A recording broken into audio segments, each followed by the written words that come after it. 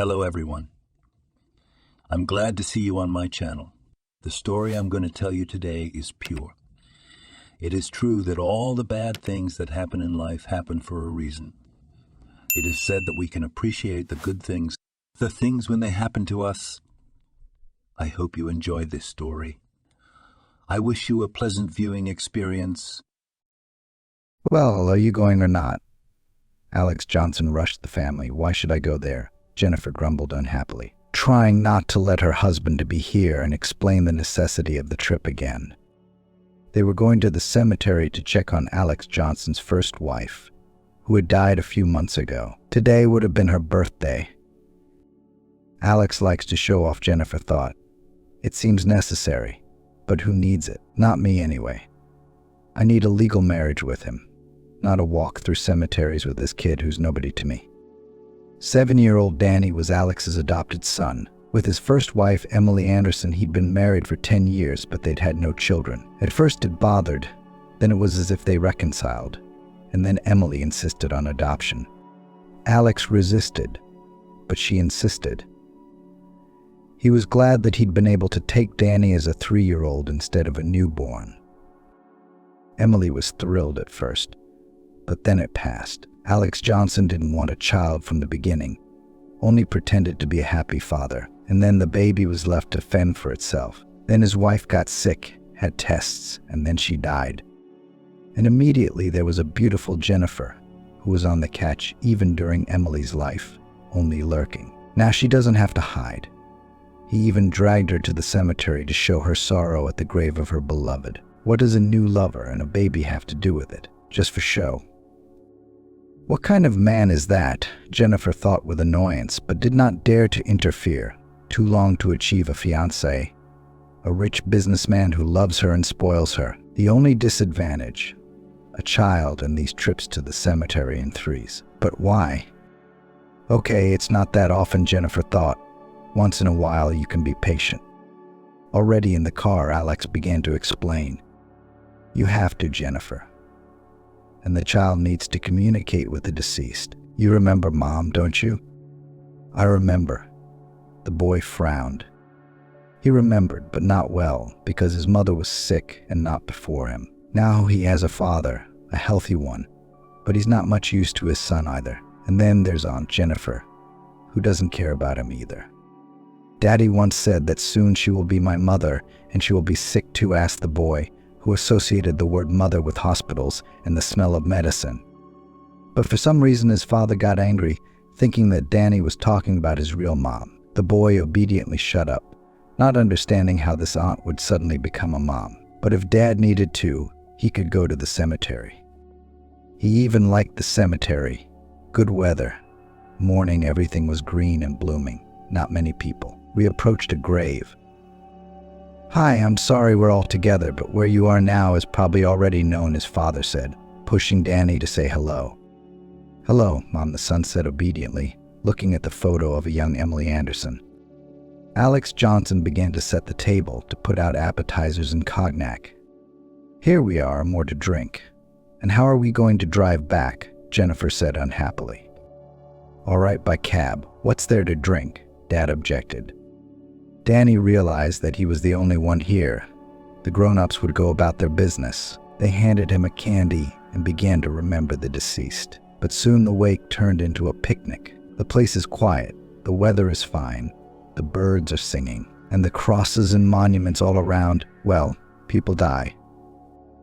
Engrossed in investigating the monuments, Danny forgot who he came here with and why. He looked at the portraits, read the inscriptions, and suddenly realized that his father and Aunt Jennifer were not around. At first he wasn't frightened. The cemetery didn't seem big. He thought he would go to his relatives, but everything around him was unfamiliar. He did not dare to shout and call his father, knowing that in a cemetery one should behave quietly. An elderly woman came out from behind a bush. Grandma, help me, I'm lost, Danny almost cried, but held back, knowing that men don't cry. How did you manage? Did you come here alone? The woman smiled affectionately. No, with my dad and Aunt Jennifer. They're remembering my mom at her grave. Oh, you poor thing, you miss your mommy. Come on, let's go look for her. Danny, do you remember which way you came in? Okay, let me put it another way. You walked from the gate straight down the path to the grave. Danny explained as best he could how they walked, how many times they turned around, and it became clear to Grandma which way to look for the right grave. Soon they heard voices. The father and his mistress also grabbed the boy and argued noisily, finding out who was to blame for his disappearance. Couldn't look after the child. Alex Johnson shouted, "I'm not your babysitter." There was no reason to take him, Jennifer replied. Danny realized they were going to jump him, so he grabbed the arm of the grandmother he'd gotten to know. She said her name was Barbara Paulina, and you can call me Baba Barbie. Are these yours? She asked, surprised but wary when she heard the voices. As she approached the grave and saw the monument, she pressed her hand to her lips and whispered. Daughter Danny and Jennifer stared at their grandmother, perplexed. Alex Johnson became visibly nervous. "Where are you from?" "Barbara Paulina is here," he said. "So you've killed Emily. She didn't tell me anything about herself or that I had a grandson. What kind of man are you, Alex?" Barbara Paulina was once Alex Johnson's mother-in-law, mother of his wife Emily True. Her son-in-law had only seen her a few times in all the years of their marriage, and all encounters had been unfriendly. Barbara Paulina seriously quarreled with her daughter when she decided to marry this passerby. That's what she called her son-in-law. And Emily herself did not want to meet and communicate with her mother, ashamed of close kinship with a simple village woman. After all, Emily immediately after school went to the city, graduated from the institute, became an elegant city lady, and suddenly she was a mom. Emily was a late daughter, and her mother always looked older than her years. It was embarrassing to show her to people. Barbara Paulina felt it, resented her daughter for not inviting her mother and visiting her. What could be done? That's how they separated. Barbara knew nothing about her daughter and called her son-in-law philander because she knew the man. He's rich, but are honest people like that, she thought. Hearing the accusations, Alex Johnson flared up. Watch your language, Barbara Paulina. What do you mean mortified? Emily died of her own illness. I had nothing to do with it at all. I did everything I could to make her well. Yes, I see. I see your everything, cried grandmother bitterly. My wife's grave is not yet cold, and you are already drinking on it with some girl, and you are not ashamed of your child. You are not afraid of God. How could I not, if you've been walking away from her all your life without hiding? Because of your nervousness and hysterics, she died, poor thing. Why didn't you tell me? You knew her address, didn't let me say goodbye to my daughter. Oh, what grief, mocked former son-in-law. But you yourself for so many years did not want to know her, and now you're saying that I killed her. You raised her sick. She couldn't give birth. She died before her time. So it's my fault. Who else could it be? Was she healthy and happy when she lived with me? Then why did she run away from you like a plague? And how come she couldn't give birth? And who's that? Barbara Paulina pointed to the boy. That's not her. He's adopted. Emily couldn't. Why do you say such things in front of the child? The grandmother was horrified. Or else don't go near the child, you witch. You have nothing to do with him at all, growled the father. Danny listened to the argument, shifting his gaze from his father to his grandmother. Drunken Aunt Jennifer giggled nearby, not really taking in the meaning of the conversation. The boy had always known he was adopted and wasn't particularly upset about it. It wasn't like he didn't know what it was like to live with his own family, his mother and father. And this way he at least had an explanation for why his life at home wasn't very good. And this Grandma Barbara, she just clicked with him right away. And it was a shame that Daddy was fighting with her. It would be nice if they could make up and Grandma could live with them. But they wouldn't make up. They argued and blamed each other more and more vehemently. As a result, Barbara Paulina again called her father a scoundrel, and a scoundrel hugged the boy, kissed him on the cheek and left. Still in tears, Danny looked sadly at her and almost cried himself. Would they never see each other again? Jennifer's parents began to pack up too. Alex Johnson grumbled angrily. Where the hell had that old witch come from? Still, he was telling Danny off. Where's he been? I said around if he's wandering around the cemetery. "What is this? A park or something? What are you sitting on?" And then it was Jennifer, who didn't want to clean up, explaining that she'd had a bad day. Finally, we packed up, drove home. On the way home, Danny tried to find out something from Daddy, his grandma Barbara, Mommy's mom. Is she still coming to visit us? Apparently she's old. That's who. And I really hope she doesn't. I don't want to see her again, Alex Johnson said, and Danny became sad.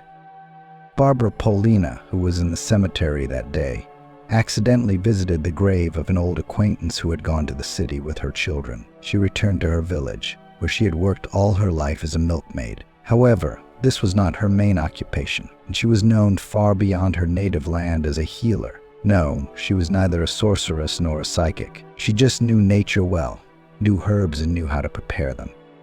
She was also familiar with some other methods of folk medicine, and all the residents of the neighborhood knew that with their ailments should go not to doctors, but to Grandmother Barbara, who had already saved many people from great misfortunes. When she returned home, she thought about how she could save herself from loneliness, and her grandson by lineage from the bad influence of her adoptive father.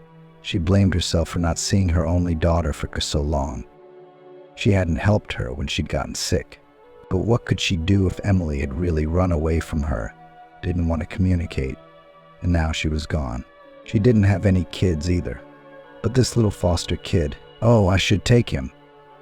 I should have asked Alex he would have. What's a foster kid got to do with it? Except he's already got a new girl. Maybe she'll have her own. He's a good kid. He doesn't belong with such people, thought grandmother, and pondered, decided once again to go to the city to see her former son-in-law. And if he doesn't agree, I already know how to influence him. She thought. When she got to town and met Alex Johnson, she began to lay out her arguments to him and ask him to give Danny back. Alex, but think to yourself, why would you want him? You're young, healthy, you've got a new fiancée. What's her name? Jennifer. But she'll give you more than one child. And what do you need someone else's child for? Not forever, anyway. Please, I'm old. Maybe I'll die soon, but you can have him on the papers. He'll be yours. In the meantime, let him stay with me, lonely as I am. In fact, Alex, why don't you send him to the country? Jennifer agreed. There's fresh air there, after all. It's the beginning of summer. It'll be good for the baby, but Alex Johnson was adamant. That's all I need. I'm not going to give anyone away. My son is mine by all accounts, and I need him, and I'm asking you, apparently old, to go home. You live alone and live as you like. It's a stranger, completely. No matter how much Barbara Paulina begged, her former son-in-law disagreed and eventually kicked her out of the house. Jennifer didn't understand this, tried to argue. But here's the wrong thing to say, dear. Grandma's right. Let the child stay with her. Shut up with your advice if you don't understand anything. You don't know when you'll have another one, or if you'll have one. But I already have this one, and I need him for status and reputation. I am now, as you can see, a perfect family man in the eyes of society. I'm not abandoning my adopted son. I'm raising him as my own. He's a big boy. He's already handsome, and we look like a normal family. So I'm not giving him up, and I'm not going to give him up, no matter what you say. Barbara Paulina left their home upset, but she still had hope of getting her way. Some time ago, using her methods, she had cured a very high-ranking official, literally saved him from certain death, categorically refusing money. She didn't take any money at all for the treatment, but this man was truly grateful to the healer and promised her all possible help. Here's my address and phone number, Barbara Paulina, and if you have any difficulty, you can come to me at once. I have the means. I'll help you if you need it. You help me. I'll help you, and don't say no. It's a sin to refuse. If a person offers help from the heart. At that moment, she didn't need anything, which she told the official, but she took the phone number and address out of politeness, and so it happened. She didn't know her former son-in-law's capabilities, but she really hoped the official could still do more than Alex Johnson and help her get her grandson. She called the patron, explained the problem, and the man promised to help. He didn't fool Alex Johnson. The one knew him perfectly well and found ways to influence the situation. So soon, Barbara Paulina happily returned to the village with her grandson. Danny was happy too. He was fed up with life with his father and his fiancée. He hoped it would be much more interesting with his grandmother, and he was right. In his grandmother's house, he not only got rid of the eternal scolding and reproaches of his father and his mistress, but also got acquainted with a completely new world, the village. Grandmother turned out to be kind and clever, taught him the wisdom of village life. It was perhaps more difficult than in the city, but much more interesting. Together they went to the forest, collected herbs, berries, which could save people from diseases. "Grandma, how do you know all this?" wondered the boy. "So from time immemorial I know," smiled Barbara Paulina. "My grandmother taught me when I was like you. Now I'm teaching you. And you memorize, it will always come in handy." One day, walking through the forest, they saw 3 puppies squeaking pitifully in the grass. "Oh, Grandma, someone left them here. Shall we take them away?" "No, they won't grow up to be dogs. They're wolf cubs. We won't abandon them, of course, but we can't take them home. If people see them, they'll be scared. We'll make a nest for them here. We'll go every day to feed them. You will have your own wolves who will love you and protect you." And so they did. And soon the wolves became quite tame, at least for grandmother and grandson. "But for strangers, they can be dangerous," said Barbara Paulina. "And wolves won't live in a house. For them, home is the woods." In short, Danny felt truly happy for the first time in his life and hoped it would always be that way. His foster father, however, did not think of giving up so easily. Yes, his ex-mother-in-law's patron had put him on such terms that he had to give the boy up and actually didn't miss Danny very much without him. But he was insulted to the core and hoped to prove it someday. And who's in charge in this life? But things didn't happen at all the way he'd planned. That is, without his involvement. He rejoiced, believing that fate itself had sided with him. Barbara Paulina had fallen ill, and not just ill, but had had a stroke. No wonder her age was more than old, because she gave birth to a daughter already not young. And here in her old age, and still such a shock, learned of Emily's death. Before that she had hoped to reconcile with her daughter. Then she fought for her grandson. She thought that taking care of him would give her strength and perhaps allow her to live longer. But it didn't. She could not help herself. She had no strength to stand up. Her arms and legs were gone, and she was almost speechless. The frightened boy rushed to the neighbors for help, and they, of course, did not leave them with his grandmother. But someone in good faith reported the incident to Alex Johnson. He instantly arrived, building himself a worried and concerned relative. But to take care of the former mother-in-law, understandably, was not going to. His involvement in Barbara Paulina's life was limited to the fact that he got her admitted to a hospice, and Danny took her home. "What's going to happen to Grandma now? Won't she die?" Danny worried. "I don't know," replied his father. "She was in the hospital, and she's there now. Maybe they'll cure her," waved the father away. "I hope nothing like that happens. And we'll visit her." The son remembered that they went to the hospital for nothing. "If she gets better, she'll come back. And then you'll give me back. I liked it in the village, no, but I don't know what you could have liked there. But what's life in this wilderness with some old woman? What are you, Mowgli or something? In the city you have to live in a civilized society. Learn, get used to communicating with people. You have lived in this village only a little while, and you have already turned into some kind of savage. I don't want such a son, and if that's the case, then give me back to my grandmother, and I'll be her grandson," Danny argued. But his father paid no attention to him. He realized that in any case neither Danny nor Barbara Paulina would be able to return. He bought a certificate that her house was in a state of disrepair and posed a threat to the neighbors, eventually arranged for it to be demolished. This was very considerate, as it made Alex Johnson the master of the situation. Jennifer was not at all happy about the baby's return. She was fine in a rich house without this nuisance, quite content with no longer having to pose as the boy's loving stepmother. "Well, what did you bring him for?" she asked grudgingly. After all, they were living so well. What to do with him now? "The boy is growing up. He will start hooliganizing. He will go to school. Friends will appear, and with lessons it will be necessary to help." "And what are you doing? You're sitting at home anyway. doing nothing, so I'll have to babysit. He doesn't like me and doesn't listen to me.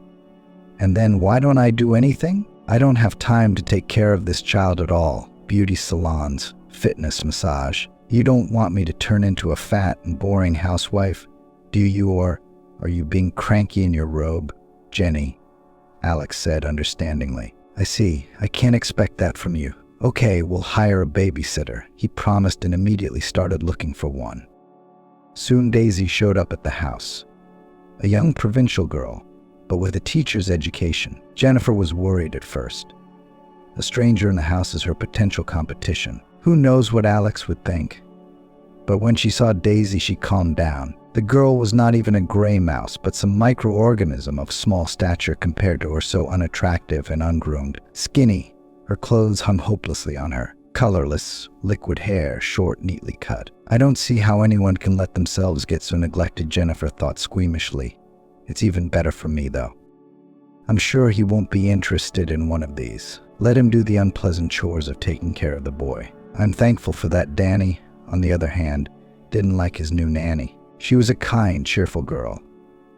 And it turned out they had a lot of things to talk about. Daisy had grown up in the countryside, too, and she had fond memories of it. She talked happily about her childhood, and Danny shared memories of his short time in the countryside. He told about the wolf cubs, too. Worrying about them now. I mean, they're used to us coming in with Grandma. How are they alone now?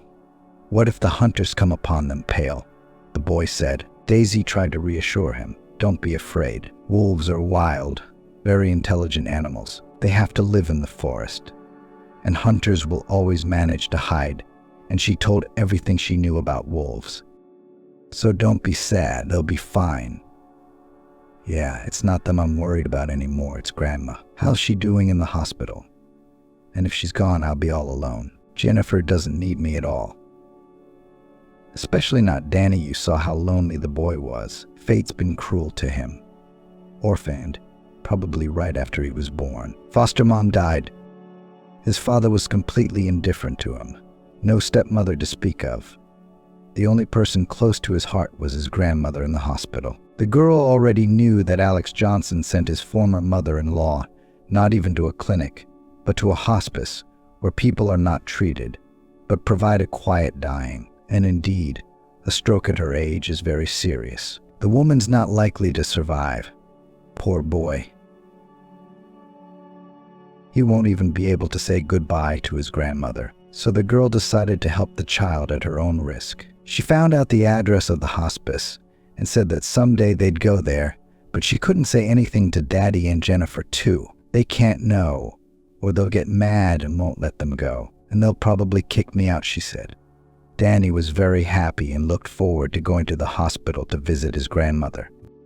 So one day, when his father and Jennifer were off for the day for an event, he and the girl hit the road. The hospice wasn't that close to their home, so the girl was in a hurry, realizing that if she didn't get back before her hosts returned, she would be in big trouble. But of course she didn't want that either. After all, she did not have her own place in the city, and until she got a job in this rich house, had to live in a hostel, which was not very pleasant. And the pay was decent enough, and it was a shame to leave Danny behind. Finally, they entered the room where Barbara Paulina lay motionless on the bed. Her condition had not improved, but had worsened, probably because the poor woman realized the hopelessness of her situation. It would have been naive of her to assume that her son-in-law would ever take her home, or at least let her live with him. Fortunately, she knew nothing about the demolition of her house, and therefore thought that her life was over. It was so sad that she didn't even hope to see her grandson, so she didn't try to get better. She just lay and looked at the ceiling, waiting for death. When she heard a child's voice shouting Grandma Barbara Paulina, she thought that she must have thought so. After all, she didn't expect to see and hear her grandson again. However, it was really Danny. He ran over to the bed, looked at her, always so active and now completely motionless, and burst into loud tears. Grandma, you're alive. How glad I am. I came to see you. I was afraid I would never see you again. This is the girl, my nanny. It was she who brought me here, and Papa knows nothing. And it is necessary that he should continue not to know, and will always visit you now. Grandma's left hand which everyone thought was already motionless, suddenly rose and came down on the boy's head. "Danny, I never thought I'd see you. He didn't think I'd live myself. But look, I saw you and I came alive. I thought my hands were dead a long time ago, too, but they're moving. All they had to do was touch you. How lucky I was to see you. Grandma, you'll stand up now.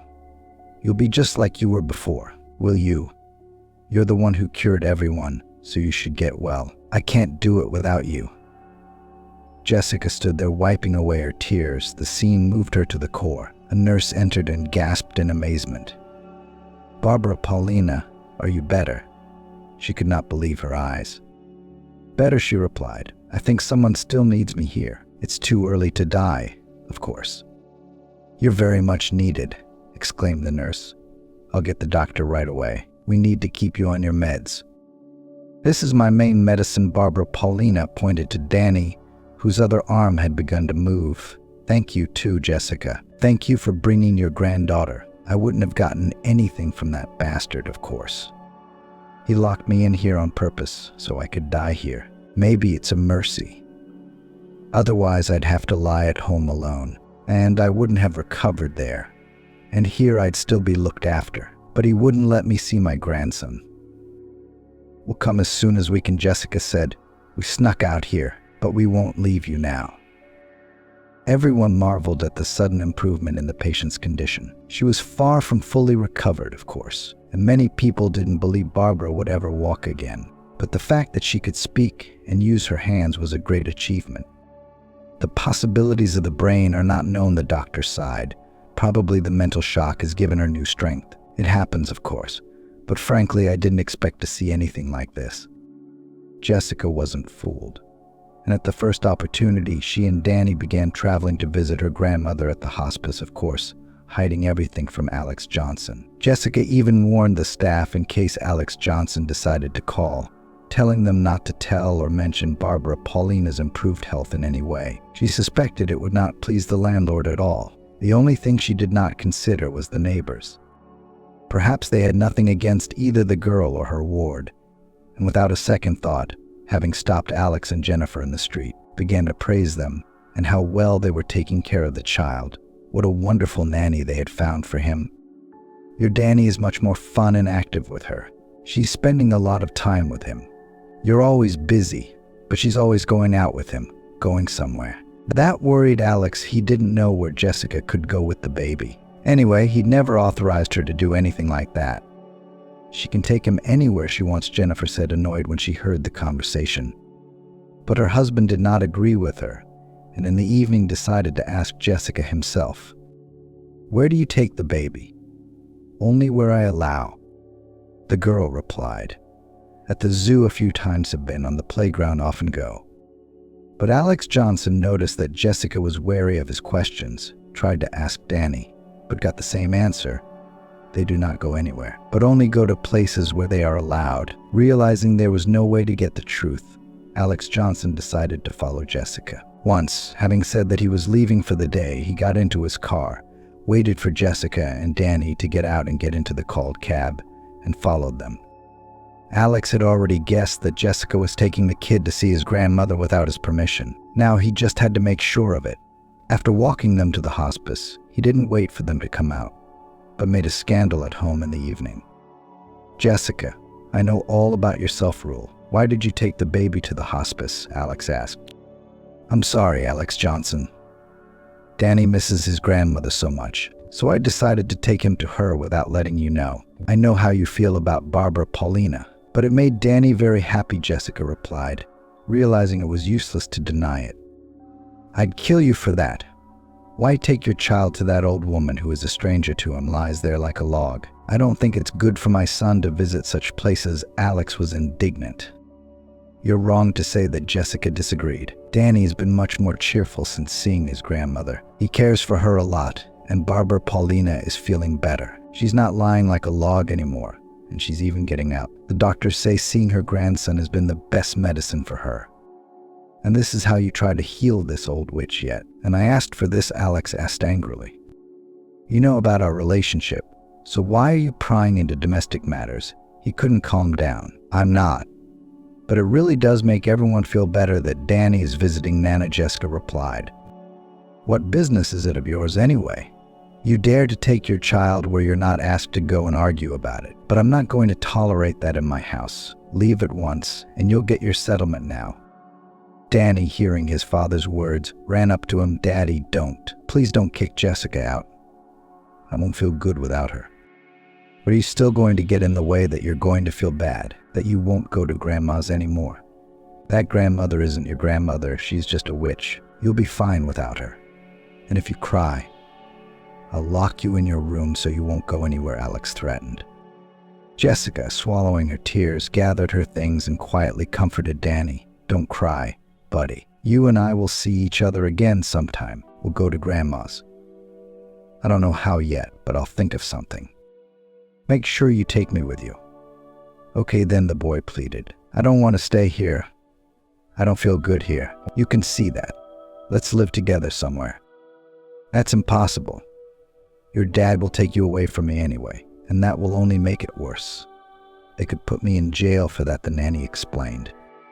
She had to leave after all, and Danny was locked in a room. But luckily, the room was on the first floor. He saw Jessica leave through the window. He could hear his father still raging somewhere in the back of the house, berating Jennifer for not wanting to watch the baby, which was why he had to hire all kinds of con artists.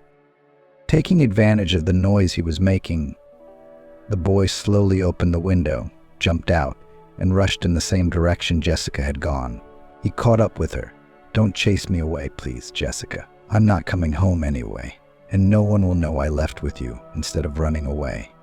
I'll only have enough for dinner, or maybe even later in the morning, only we can go anywhere in that time.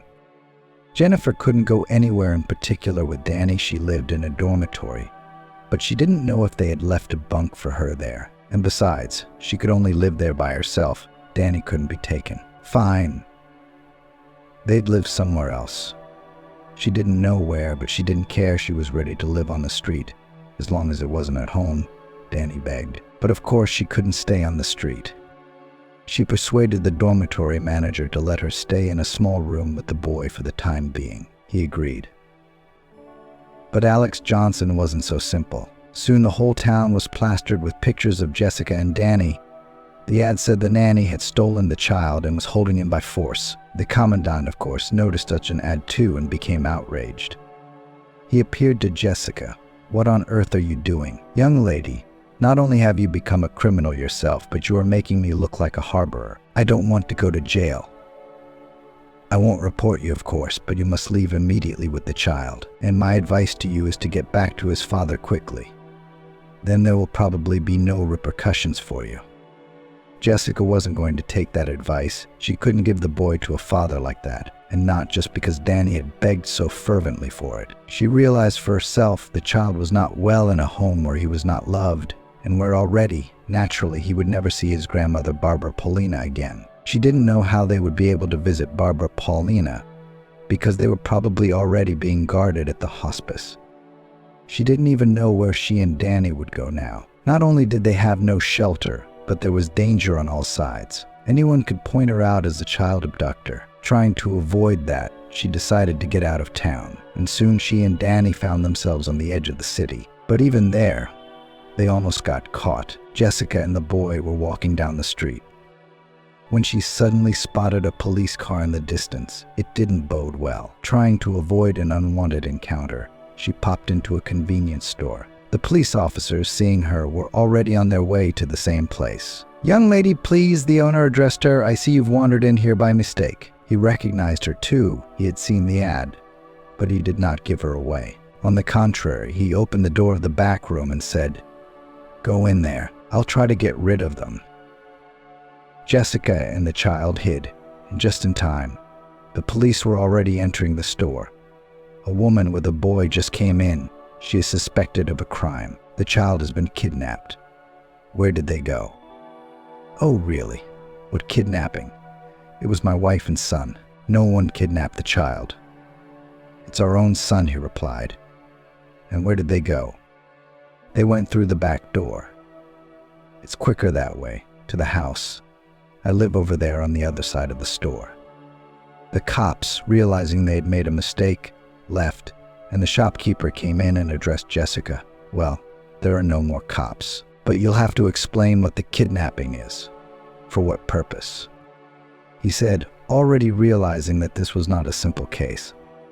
"Jessica didn't kidnap me. I ran away on my own," Danny blurted out.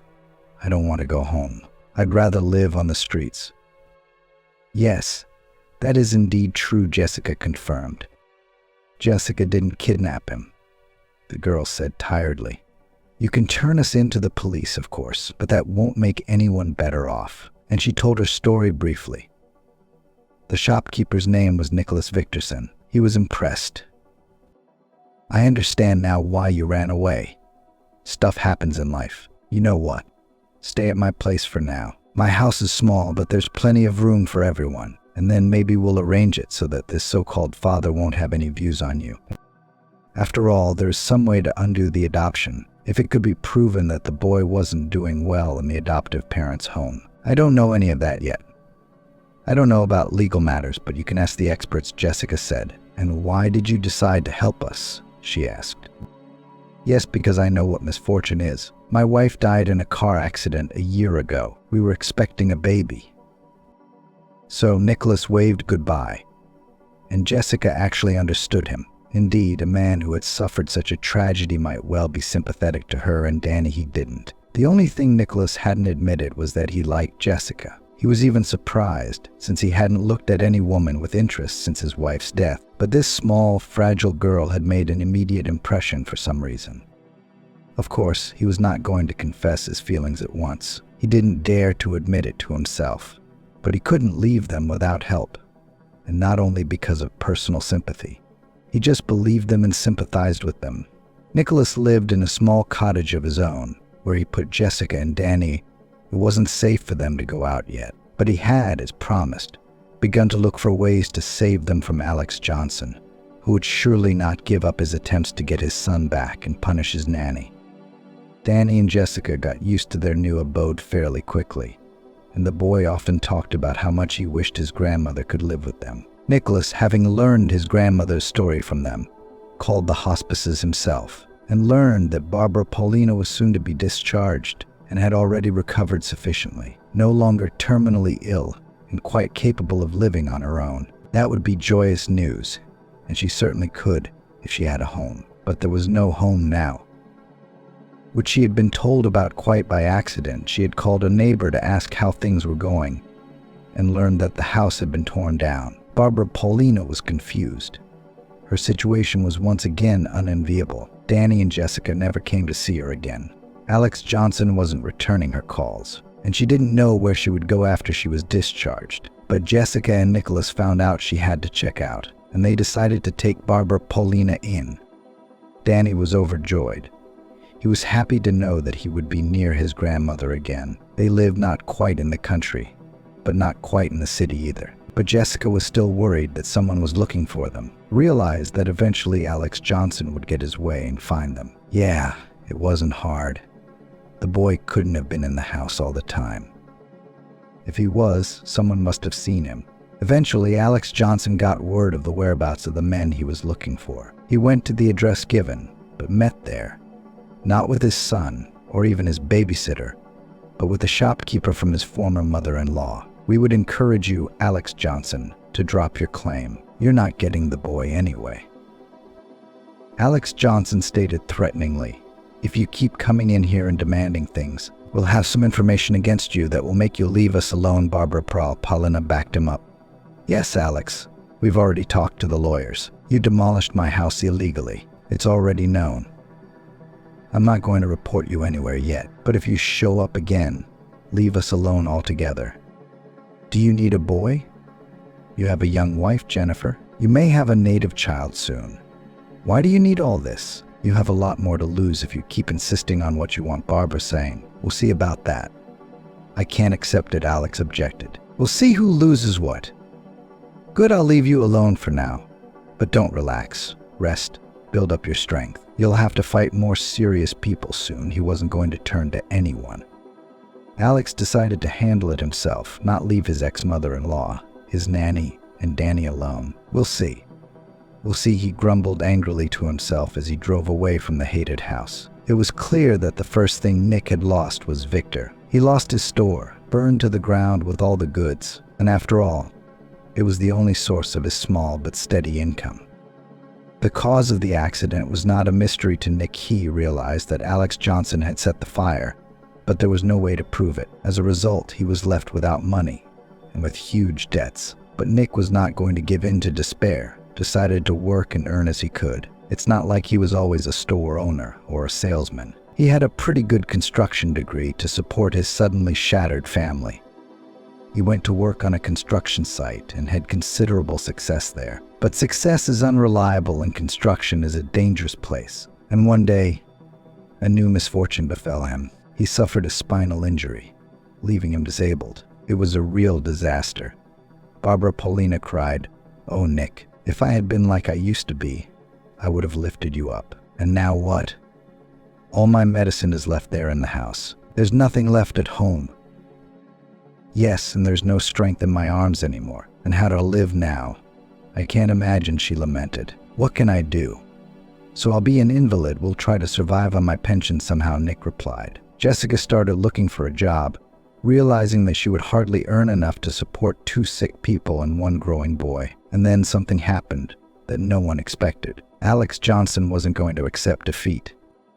No, he didn't really want the baby back either. After living without the boy for a while, he'd come to appreciate the pleasures of a free life. He and Jennifer began to quarrel less, quietly could go anywhere, without thinking about who to leave Danny with.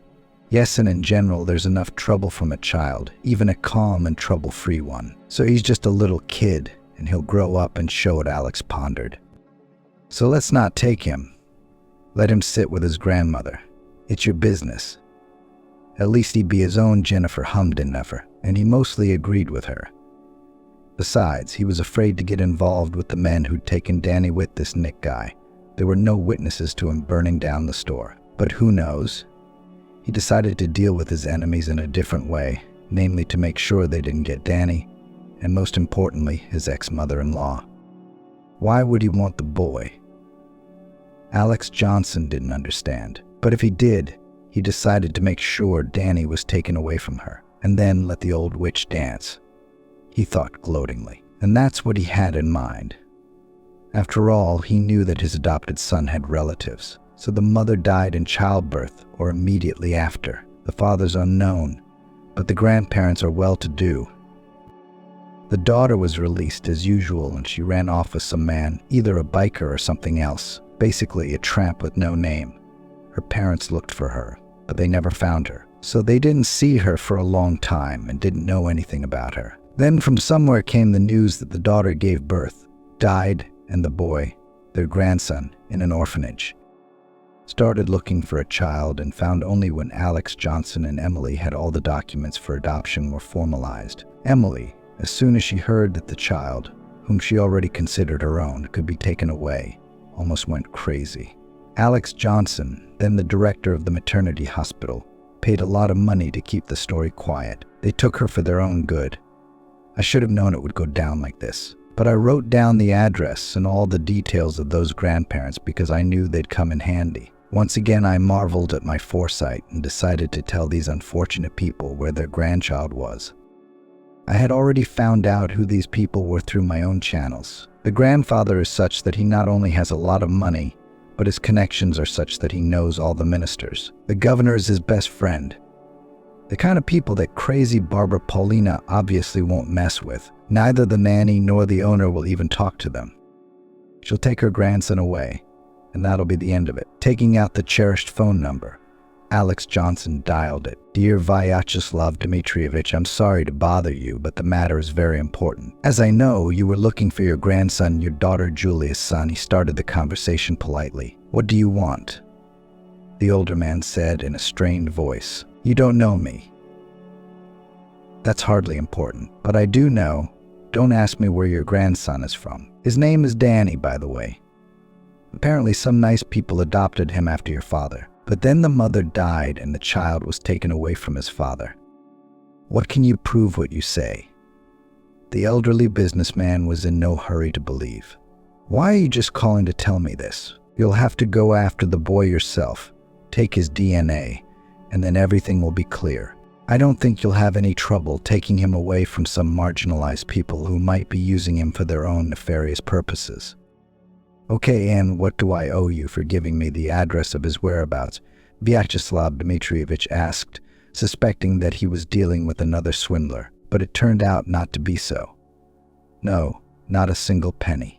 I was forced to call you by compassion and concern for the poor boy's fate. The only thing is, you'll have to hurry. If they move the child to a new place, it will be hard to find him. Well, thank you. If it's not a joke, of course, said Vyacheslav Dmitrievich, already somewhat confused. The fact that the caller did not ask for money inspired some confidence in his words. Well, who is joking like that? I understand you need to find your only grandson. I am, you might say, a volunteer, a private person, a gratuitous do-gooder already hanging up the phone. Alex Johnson rubbed his hands together. He probably should have gotten at least some money from that old man. But no. And it was my intuition that didn't fail me. It's not worth getting involved. Now we can forget about this case with peace of mind. He was sure he'd done the right thing. He probably did. Only Danny's meeting with his grandparents brought something strange to those around him. Vyacheslav Dmitrievich arrived at Nikolai's house with his wife and a security guard. He expected that he would get into some brothel, where anything can happen, but the door was opened to him by a nice, fragile girl. When she heard why he was here, she nodded in agreement. Yes, I have Danny, but I didn't kidnap him. He left his foster father's family and doesn't want to go back. I don't think he will. His grandmother is here, and Nicholas and I are ready to adopt him. She took them to a small, cozy and tidy house. She introduced them to Danny, the grandmother's own grandmother, ran crying to the boy. She looked just like Julia, she exclaimed. Look, Vyacheslav, Danny, my boy, and I am your grandmother. She hugged the child, but Danny pulled away and said politely, My grandmother is here. Here she is, Grandma Barbara Paulana.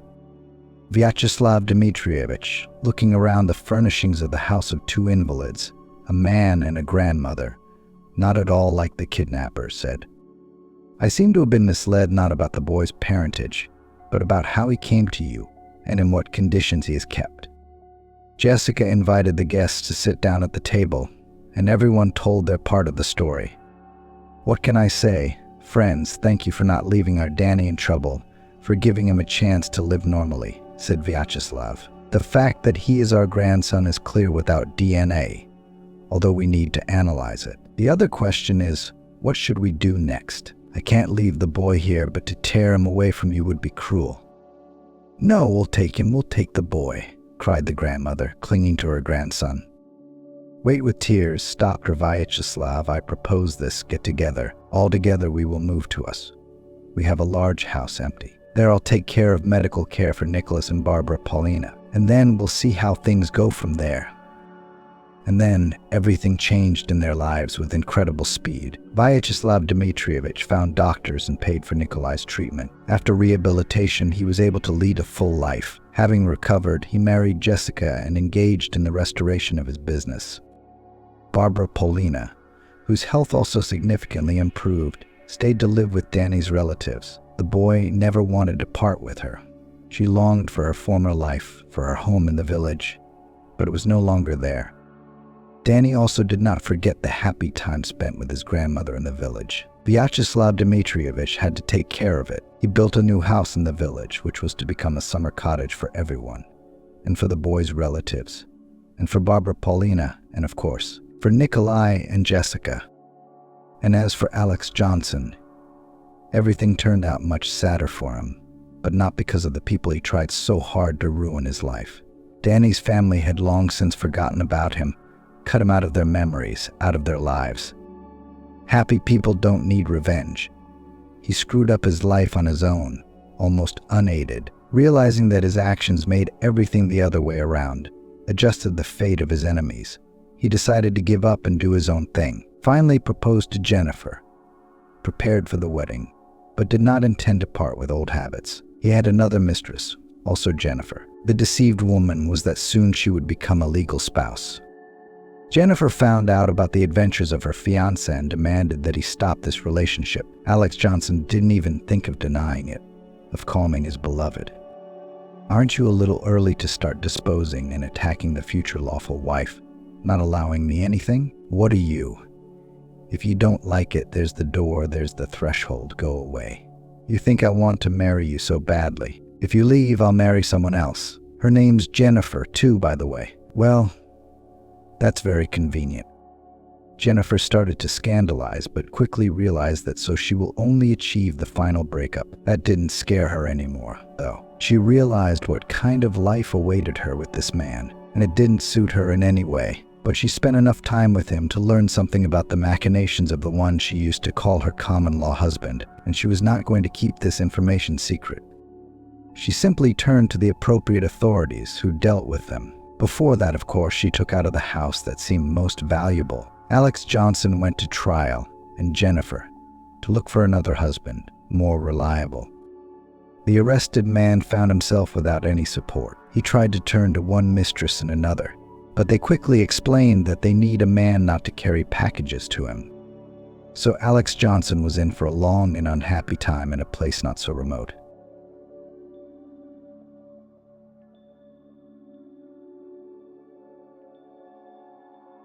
Amanda looked up.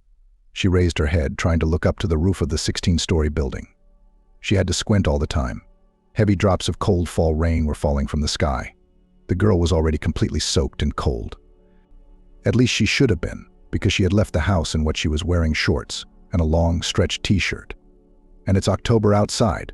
People are already wearing jackets and bouncing around, and then there's that nasty rain. But Amanda felt almost nothing physically right now. All of her senses were overshadowed by heartache, so much so that she didn't even want to live. What was there to live for? What was ahead of her now but shame and a meaningless, miserable existence? Not only that she had sealed her fate, but she would ruin her family's life if she stayed with them. No, it would be better to disappear from this world altogether, Amanda said. That's why she'd come to the only high-rise in the neighborhood. The other houses were two low Khrushchev 5-story buildings, and the new building, a pleasant soft blue color, towered above them like an ornate candle. The best place could not be thought of. This frightening yet life-saving thought came to Amanda suddenly. She was home alone. Her younger brothers were at school, her father and stepmother at work. Rain drummed against the window, and Amanda sat on her bed with her arms wrapped around her knees and rocked. She seemed to cry when no one was home. The girl could afford to let her feelings come out. Sometimes it got a little easier, but not now, because soon everyone would know everything. She couldn't hide it from her family forever. Then what would she do? No one would support Amanda. They won't kick her out of the house, of course, but they'll blame her all the time. Because she's in trouble. Of course, life will be a never-ending nightmare. And it's all her fault, no one else's. I should have been so stupid. Amanda had never been very close to her father. He seemed to love her, his only daughter, but to talk to his child, to ask how she was doing. No, that never happened. Her father was interested in Amanda's grades, her household needs, sometimes her health. And that was it. The other thing is the sons, the common children with the new wife, Amanda's younger brothers. That's where the father went fishing with them and made jokes. What about the stepmother? When she first married her father, she seemed sympathetic to Amanda. But then she had children of her own, boys who were 1.5 years old. And the girl immediately felt superfluous, like a fifth wheel on a cart. No, her stepmother didn't starve her and didn't bog her down with work, as in old fairy tales, but she didn't give her any warmth. She performed her duties to bring up her stepdaughter as an unloved, but necessary work. That's all. Amanda might not have noticed her parents' coldness toward herself, but she saw how they treated Michael and Timothy, and that sometimes made her hurt and resentful. And lonely. Well, what did you want? Amanda was once enlightened by her neighbor in the stairwell, Aunt Lucy. The girl then studied in the 8th grade and complained to her acquaintance that none of her parents could not come to her on a school holiday. For stepmother, you are a stranger. And your father. Men, they love children from their favorite women. And the woman he loves is his current wife. What about Mom? Amanda took offense to Mom. Tatiana is his past Aunt Lucy sighed heavily. She was once friends with Amanda's mother. Your stepmother is your real stepmother. That's the conclusion to draw. Tears sprang from Amanda's eyes again at the memory of her dearest person. How she missed her mom right now. Mom would definitely have supported her daughter in a difficult situation if she had been there for her. Amanda wouldn't be afraid of anything at that moment. Together they would definitely think of something. Mom never scolded Amanda. If the girl was wrong, she would calmly point out her mistakes and explain at length, in detail, with examples, telling her why it was necessary to act this way and not that way. At that moment, Amanda felt so happy, so loved. Mom was the closest and dearest person for the girl. Her smile was as warm as the sun, and her tender hands seemed to protect her from all troubles and misfortunes. Once Amanda thought her mom was eternal, strong, reliable, and vulnerable. How wrong she was. The tragedy happened when the girl was in the first grade. Amanda, as always, came home after school, heated food from the refrigerator, had lunch, did her homework. Her mom was about to come home from work, followed by her dad. A cozy evening with the family lay ahead. Mom would probably come back with buns from the factory canteen. They're so fluffy, so fragrant. Adult and child will drink tea together and talk about everything in the world. Amanda will tell her parents how her teacher praised her today. But it was 7, then 8, and Mom and Dad were still gone. Darkness thickened outside the window. From the street came the long howl of the wind. The February weather had gotten worse. Amanda realized something was wrong. She crawled onto the couch, piled up her pillows, and waited. She was so scared alone in an empty apartment. If only she had a little sister or a brother, it would be more fun together. Amanda asked her parents many times to give birth to someone else, but they laughed and explained that they had a small apartment, 2 rooms only. They would expand, and then they could think about it. Finally, the key turned in the lock. Amanda's heart quickened. She rushed to meet her parents. When she saw her mother, everything would become simple and not scary. Her smile, her voice always drove away fears and worries. On the doorstep stood her father alone. Amanda felt disappointed. It had better be Mom. But it was good that at least Dad had come. He was more fun and less scary. But why is he so glum? His face is literally blank. And what's that alien look in his eyes? Where's Mom? Amanda asked. And then the father told his daughter the terrible truth, which the girl could not believe for a long time afterwards.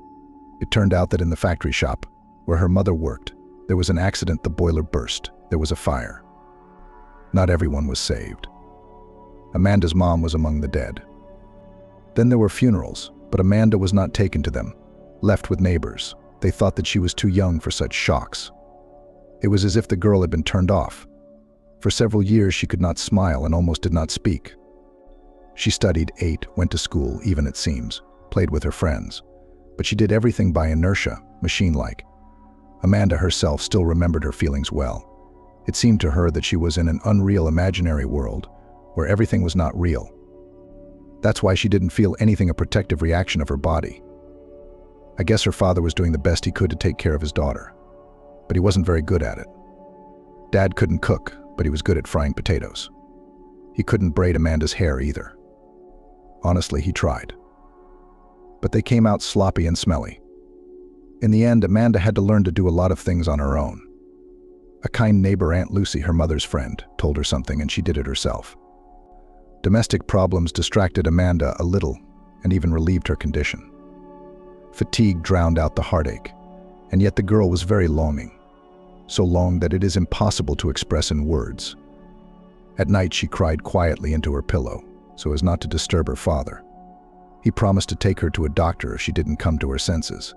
But Amanda didn't want to see a doctor, so she put up with it. Gradually, life fell into a familiar pattern. It became less pleasant, less cozy and bright. But there was still room for joy and pleasure in her life. Amanda had desires, dreams, and feelings. It was as if she was revitalized, strengthened, made stronger. And then, 2 years after the tragic events, Amber, the stepmother, appeared in the house. Her father worked as a driver at the bakery, delivering products to stores and stores, sometimes taking his daughter on trips. Amanda loved sitting in the high cab, looking down on the cars. What did it smell like in there? The aroma of fresh baked goods was unmatched. Amber worked as a clerk at one of the outlets her father operated. That's how they met. At first, Amber seemed like a kind, warm-hearted woman. Smiling, attentive, homemaker. What about her cooking? Oh my God. Pancakes, pies, borscht. Amanda learned a lot from her. The girl was happy. Of course, no one could replace her mother, but a woman's hand in their house was definitely lacking. True, the neighbor Lucy from the very beginning was inclined to Amber cool, to put it mildly. Amanda noticed this dislike of her mom's friend and didn't understand the reason. Then Michael was born. Amanda was happy. She had once dreamed of a brother. The girl helped Amber with everything. Her big sister was a joy to be around, but her stepmother's attitude toward her help had changed. She began to be annoyed by things that before she did not even pay attention to. Why buy old clothes? Do you still have a closet full? Amber reprimanded her spouse. Michael needs a new fall suit. He's growing up fast. Why didn't your daughter do the dishes? What am I, the maid, cleaning up after all of you? I have a baby in my arms. I don't have time. The stepmother would get angry another time, and so on. It got to the point where Amanda tried to avoid seeing the woman again, so as not to cause a new outburst of irritation and aggression. But it didn't help.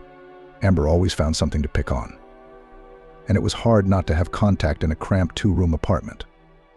Stepmother, father, and baby lived in the living room. Amanda had her own tiny but cozy and, most importantly, separate room. Here the girl felt in relative peace and safety. Only a year after Michael's appearance in the family was born another child, Tamati, and the eldest son was immediately moved into the nursery to Amanda. Now she had to neighbor with a 1.5-year-old baby, who invariably threw her textbooks and notebooks and cried a lot at night. But Amanda was not allowed to complain. Her father would support her stepmother, and she would be completely on her son's side. So she had to bear it. Moreover, sooner or later you get used to everything. When Tamati grew up a little, he was also moved into the nursery. The parents bought the boys bunk beds, which occupied the entire wall. Along the other wall stood Amanda's sofa. There was a desk under the window. There was no room for anything else in the room. Cramped but not cramped, Amber said of the nursery. She also dreamed of the time when Amanda would finally grow up and move away, either to study in another city or get married. I don't think we'll be able to get a bigger apartment, Amber reasoned. Times are hard, but Amanda's already a bride, and when she leaves, the place will be free, and the boys will have more room. And so will we. These dreams of her stepmother, spoken aloud, made the girl feel even more unnecessary and unloved. And the father? He did not even object to his wife, as if he too thought that Amanda's presence alone prevented everyone from living. Amanda finished 9 grades and entered a school to become a pastry chef. She wanted to become independent sooner, to get a job, rent an apartment, and move away from her family, who considered her a burden. Amanda had a group of wonderful girls. She immediately made friends with Lucy, a small, cheerful, carefree, and completely good-natured girl. It was easy and pleasant to communicate with her. Once Amanda had a person with whom she could share her worries. Emily pitied her friend, scolded her stepmother, and very often invited Amanda to her house. Emily lived in a spacious apartment with her grandmother. The girl had never seen her father, and her mother was building a personal life somewhere on the side. In some ways, the fates of girlfriends were similar. Both of them did not know parental love. But Emily was luckier. She had a caring grandmother who did not care about her granddaughter. At the beginning of summer was Emily's birthday, her coming of age, and the girl decided to celebrate not anywhere, but in a nightclub. I've never been to such a place before. Emily's eyes were burning with impatience. I'm 18, and I've never been to a club before. Neither have I, Amanda admitted. This is ridiculous. We need to fix this right now. And so the girls found themselves in a nightclub. All that music, the ear-splitting bass, the crowd of young people on the dance floor. The girls were a little confused at first. I wanted to go home right away, Amanda admitted, but Emily held her back. Wait, we haven't understood anything yet. What if we like it? Emily firmly dragged her friend to a vacant table. I think they ordered a pizza and a Coke. They didn't get drinks. Not you, or I have never had a drink before, Amanda said reasonably. I don't know what it'll do to us. And we're all alone here, Emily agreed. The girls went to the dance floor. The cheerful Emily blended right in with the crowd. She caught the rhythm and began to dance naturally and harmoniously. But Amanda felt constrained and awkward, tried to make some movements with her hands and feet, but seemed ridiculous to herself. It was good that it was dark, noisy and crowded. Hardly anyone paid attention to her. But Amanda was wrong. In fact, James was already following her. Only the girl didn't even realize it at the time. He was attracted by Amanda's differentness from the others. The girls from the club are all the same. Nothing new, nothing interesting. I've already looked at all of them. And then suddenly this modest and beautiful, incredibly slender, long-legged, a natural beauty. But how could I pass her up? James approached Amanda's table when she was alone. Emily was on the dance floor, oblivious to the world and looking very happy. Amanda, on the other hand, was still kind of uncomfortable, awkward, uncomfortable, but she didn't want to ruin her friend's party. Let her have fun.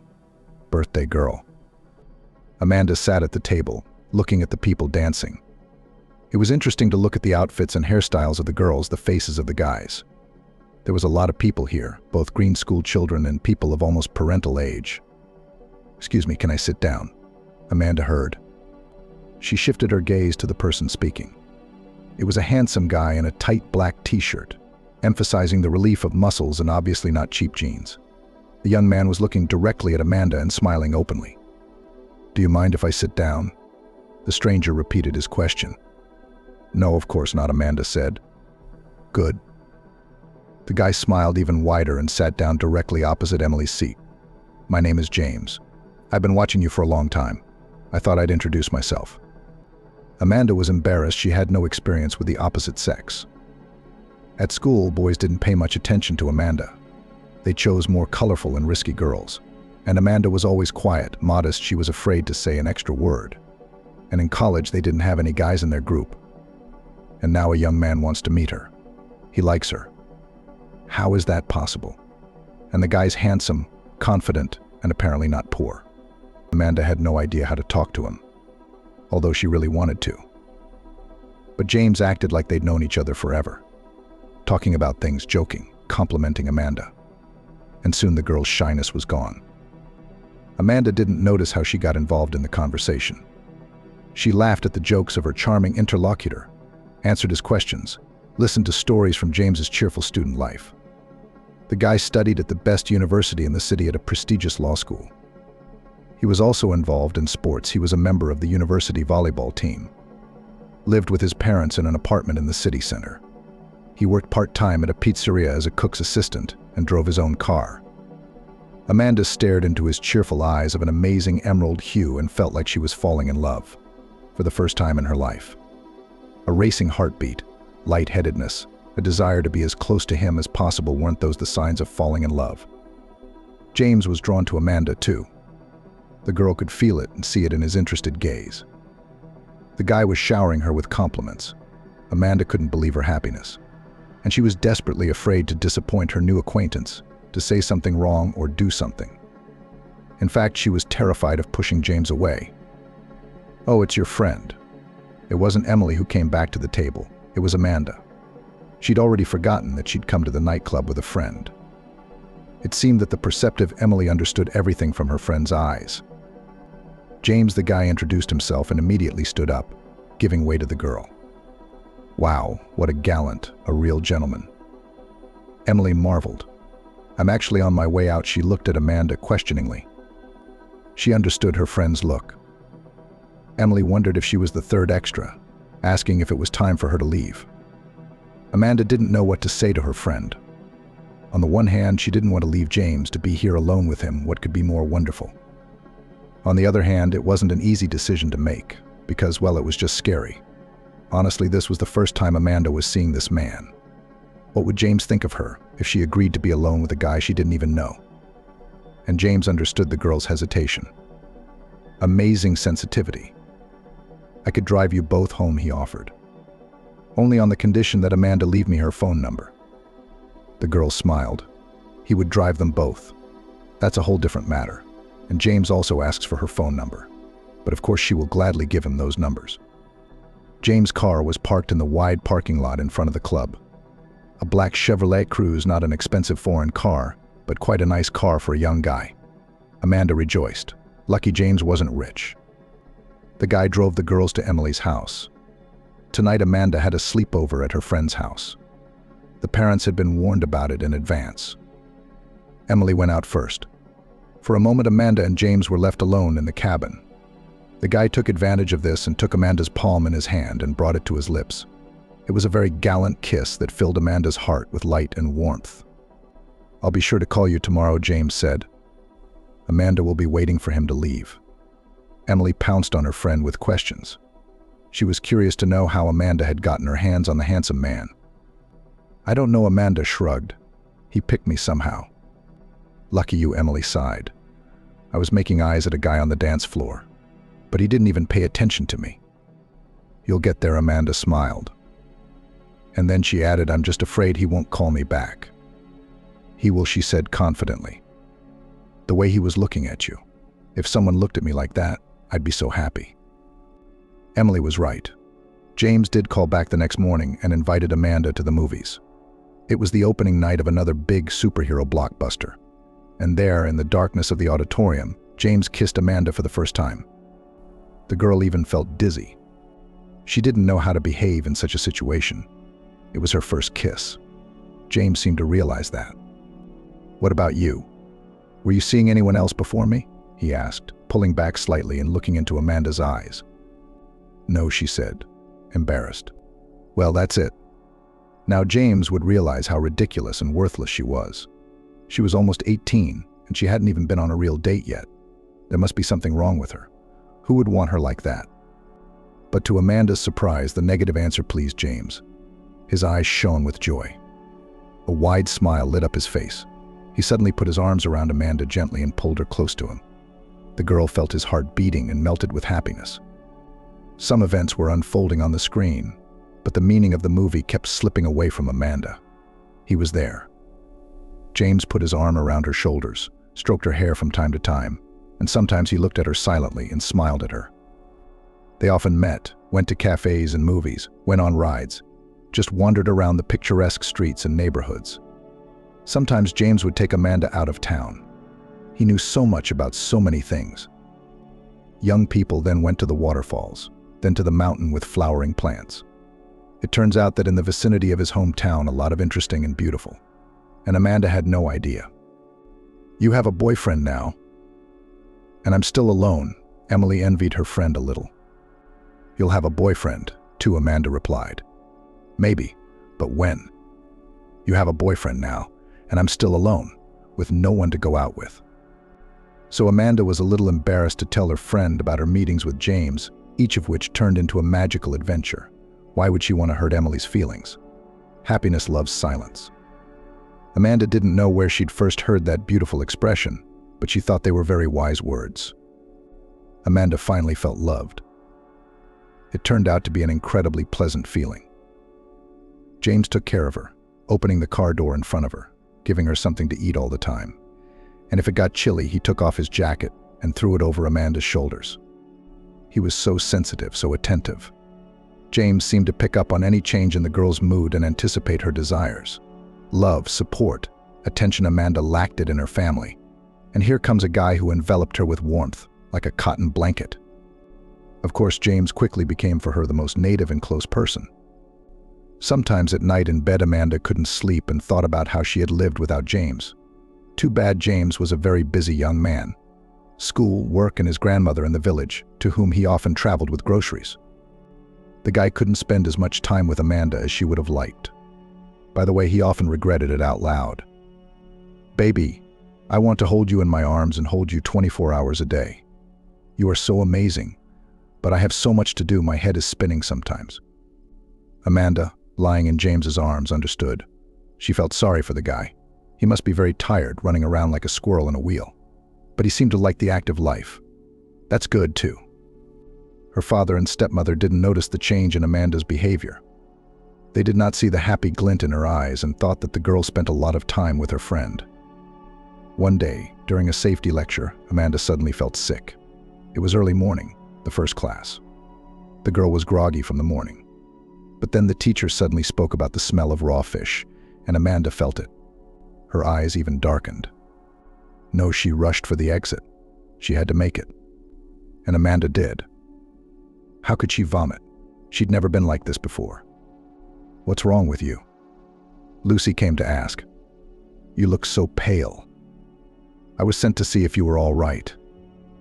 "I think I'm fine," Amanda smiled. She suddenly felt strangely weak. Even her knees trembled. "Are you pregnant by any chance?" Emily asked. "No, I'm not." Amanda shook her head negatively and suddenly thought about it. It was entirely possible. It was unlikely, of course, but not impossible. Her stomach suddenly felt cold. Cold from the sudden realization. Emily said confidently. "No," Amanda admitted. "Then take the test." "I don't know why not." "I'm afraid," Amanda admitted honestly. On the way home, she stopped by the drugstore and bought a test. Something inside her told her that the result would be positive. Amanda had almost no doubts about it, and she was right. The test showed 2 bright stripes. It was a good thing no one was home at that time. Her brothers at school, her parents at work. Amanda shakily made her way to her couch and collapsed on it. Tears rolled from her eyes. The girl could not understand her own feelings. On the one hand, her heart was overflowing with joy and tenderness. She had a baby under her heart, a very real baby. Her baby, hers and James's. What a beautiful and wonderful creature it must be. On the other hand, Amanda didn't feel ready for motherhood.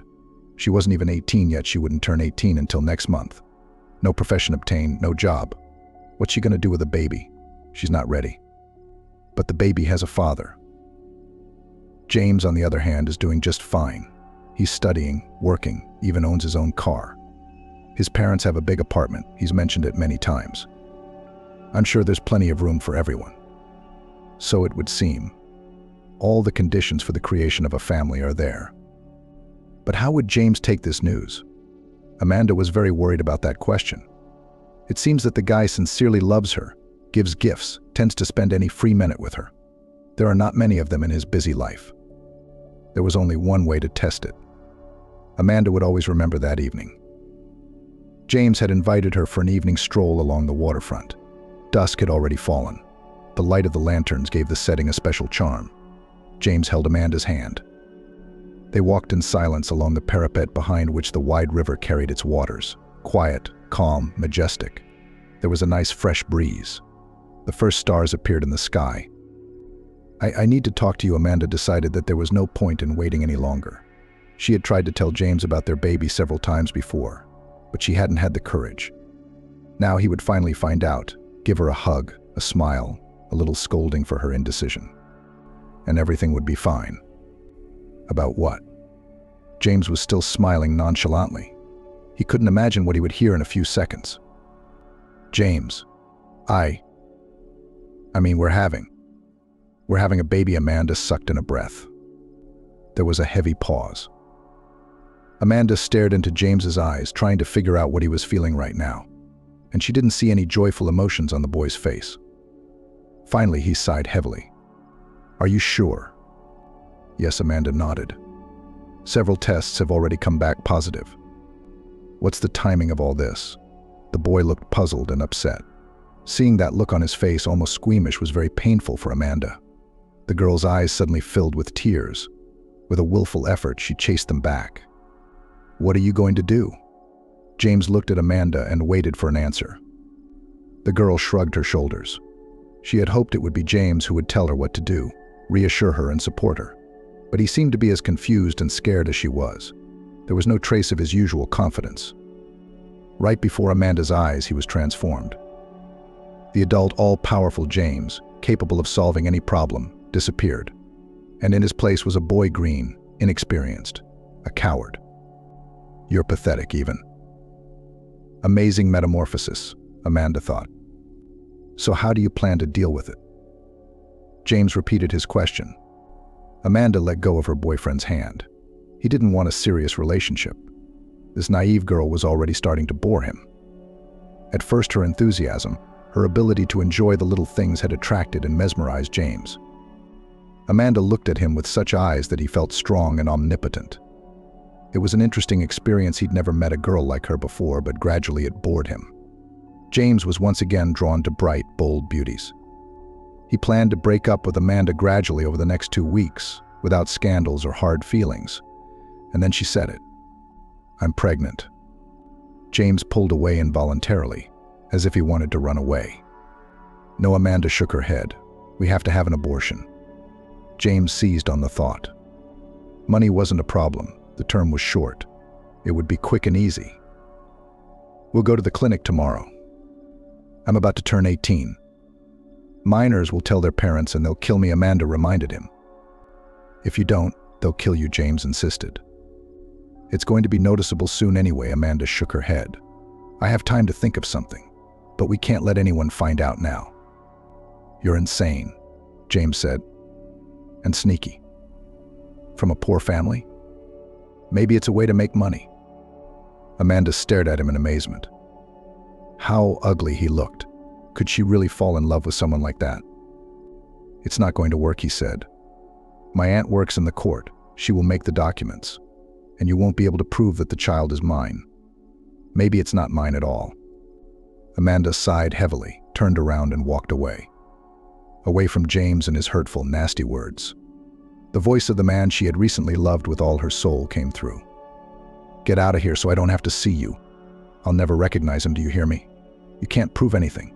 If you try, I'll crush you. Amanda didn't doubt that James had the strength to crush her. But she wasn't going to fight him, and she didn't even want to see him now. The prince had turned out to be a coward and a scoundrel. Amanda was almost running down the embankment. The blood was pounding in her temples. An unpleasant chill spread through her body. At some point, she noticed the wary glances of passers-by and realized that her face was wet with tears. She felt an unbearable pain in her solar plexus. For a moment, she stopped thinking about the baby. Her disappointment had overshadowed her, and her soul was dark and disgusting. Had all of James's words, his reassurances, his tender glances and kisses been lies? That evening, Amanda walked about 10 kilometers home, not even noticing the distance. She tried to concentrate on her steps, seemingly counting them to distract herself from her heavy thoughts. In front of the apartment door, Amanda wiped her tears and smoothed her hair. She had to look normal, so her stepmother and father wouldn't suspect anything. It wasn't hard, they usually paid little attention to her. The stepmother was in the kitchen, the father was humming in the bathroom. Michael and Tamati were playing a console in the living room. The room was vacant, wonderful. Amanda collapsed on the couch, turned her back to the wall and instantly fell into a sound sleep. The morning is ancient in the evening. Tomorrow, surely she'd think of something. But Amber didn't think of tomorrow, or the day after tomorrow, or the day after tomorrow, or the week after. Amanda went to school as usual. Summer vacation wasn't over yet, but students had to attend a special block of lectures before their last course. But what are we going to do, Emily, the only one who knew about Amanda's situation, often asked, unless you counted James, who had probably forgotten about the whole thing like a bad dream by now. I have no idea, the girl shrugged. I'll figure something out. Thither time went on and still no solution was found.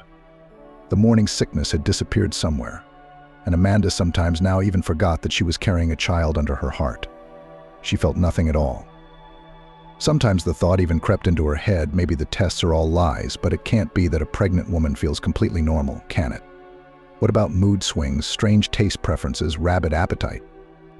August came to an end, September flew by. And then one gloomy, chilly October morning, Amanda realized she couldn't button her favorite, and only neat jeans at the waist. Her stomach had grown, it seemed, overnight. Just like that, almost instantaneously. Amanda lifted up her shirt and scrutinized herself in the mirror. Yes, she definitely looked pregnant now. No matter how hard the girl tried, she couldn't get that belly in. Tears came to her eyes. Her head snapped up. Well, this is it. Now everyone will see. Everyone will realize what she's done, and why Amanda took so long to do anything about it. Why didn't she listen to James and go to the hospital in time? Honestly, she'd thought everything would sort itself out. Foolish and naive to believe such a thing. But the girl still hoped that the tests were wrong, or that the pregnancy would suddenly stop developing. Foolish, unsupported dreams. Now Amanda realized how carelessly she had behaved in a difficult situation, hid her head in the sand, like a stupid ostrich. The reason for that could have been those pregnancy hormones. And fear, of course. Fear of parents, of doctors, of the future. And now the falling belly reminded Amanda that the problem wasn't going anywhere, and she couldn't put it off any longer. Even if she continued to keep quiet, they would notice. The first, of course, would be the stepmother. She'll say to the father, "God, how can I live with myself?" That morning, Amanda walked to the school with her jeans unbuttoned. No one noticed. She wore a long, wide t-shirt on top. If only everything else was as easy to fix, she thought. And then there was Emily not being around. A friend was sick. She'd had heart problems since childhood. Suddenly, at the end of the summer, it had gotten worse. Emily was taken to the capital for surgery. The friend will be there for at least 2 or 3 months, if not longer. She even took a leave of absence from school. Amanda was worried about her friend. They talked every night, supporting each other. And yet the absence of the only understanding and kind-hearted person at such a moment was an additional challenge for Amanda. On that gray, overcast October day, Amanda returned from school in a gloomy mood.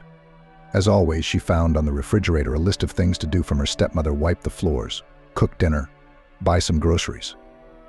But today the girl had no energy even for these household chores. On the morning of her first class, Amanda felt the baby inside her move.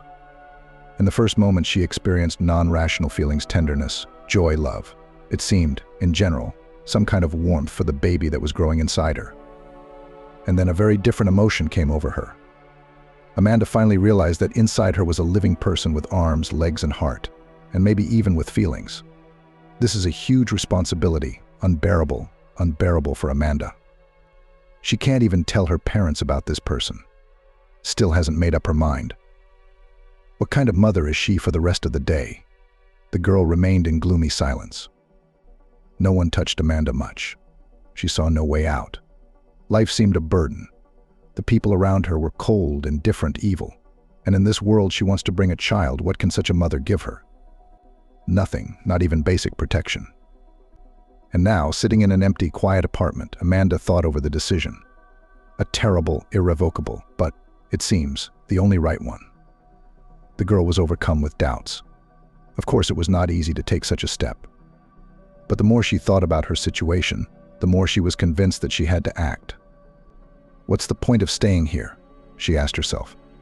My father doesn't need me, and my stepmother doesn't need me. She'd be glad to have a place for her own beloved children. Even James, who had once seemed so loving and caring, had betrayed her. How can anyone ever be trusted? Amanda is alone in this whole world, and no one will ever help her. Except Emily. But she needs support herself. Bad things happen to mostly good people, to people who don't deserve it. To keep herself from changing her mind, Amanda got up from her cozy couch and walked outside in what she was wearing. It was pouring rain. The homemade shorts and t-shirt were clearly not appropriate for the weather. Amanda could see goosebumps on her bare arms and legs, but somehow she didn't feel cold. The girl knew where she was going. There was only one place in their neighborhood suitable for Amanda's plan: a new building, a 16-story building. They say it has spacious apartments with high ceilings and big windows. Must be nice to live in a place like that. And here's Amanda standing outside this building, looking up. It's not hard to climb up the fire escape to the roof. And then, scary. But where do you go? Strangers were rushing past. Some glanced at Amanda with indifferent eyes. Others did not notice a teenage girl freezing in the October rain in summer shorts and a t-shirt. Everyone has their own business, everyone has their own worries. What to speak of strangers, if even her own father didn't care about Amanda? Child, are you all right? Amanda shuddered with surprise when she heard a dry and at the same time concerned voice. The girl turned around and met the gaze of worried light blue eyes. Before her stood an old woman in a long cloak.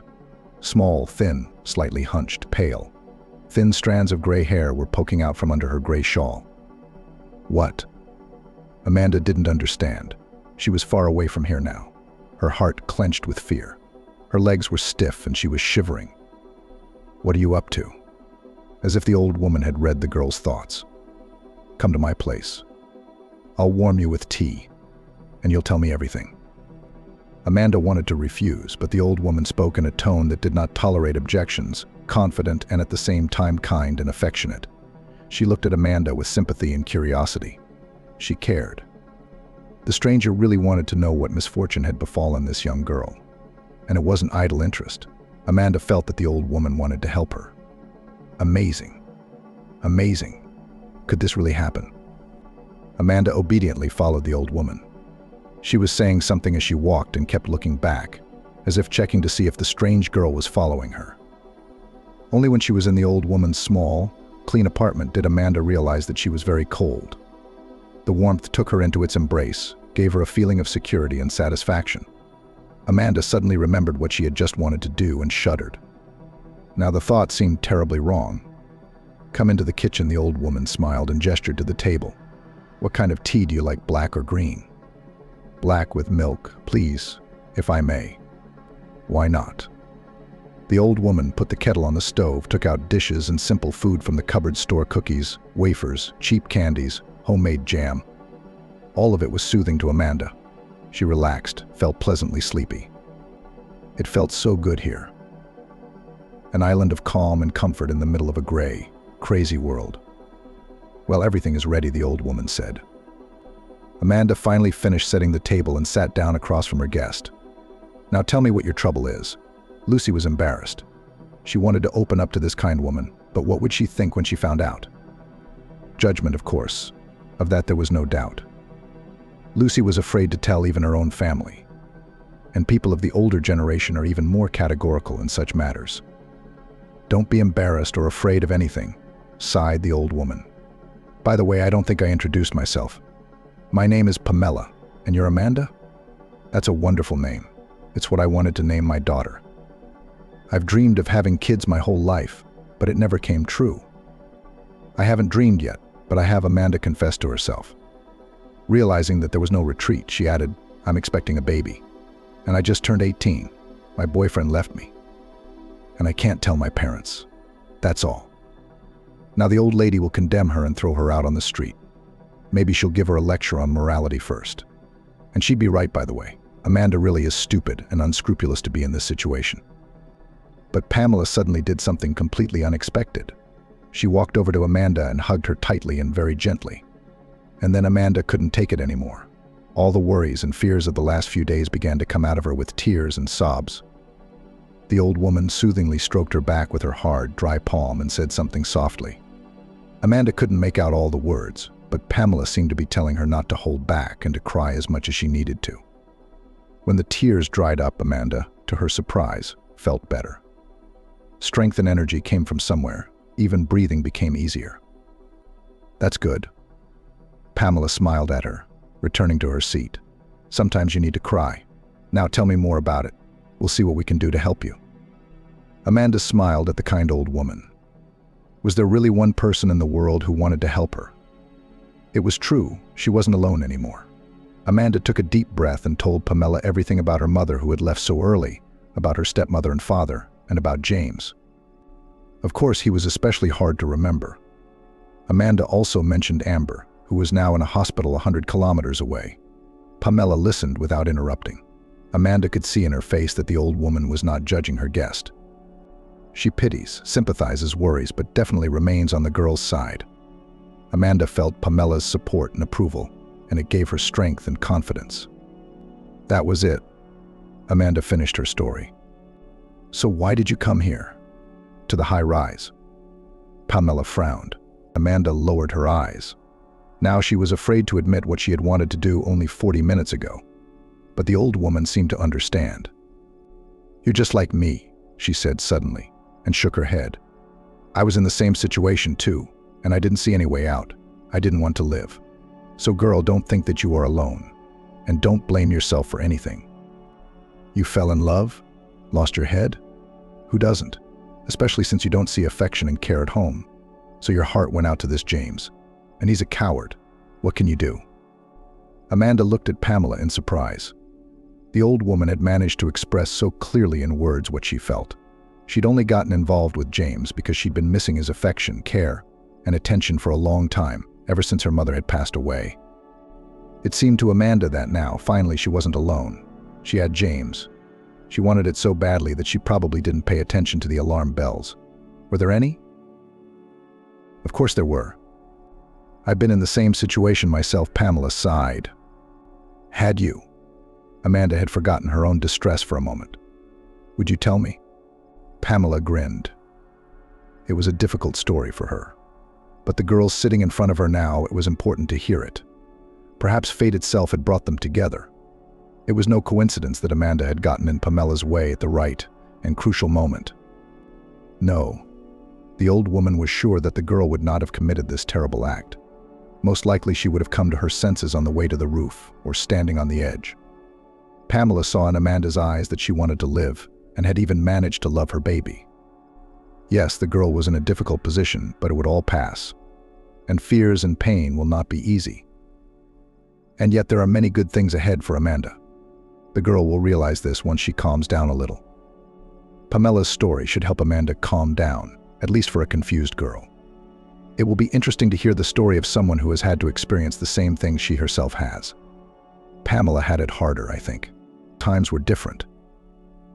A lot more was required of girls then than it is now.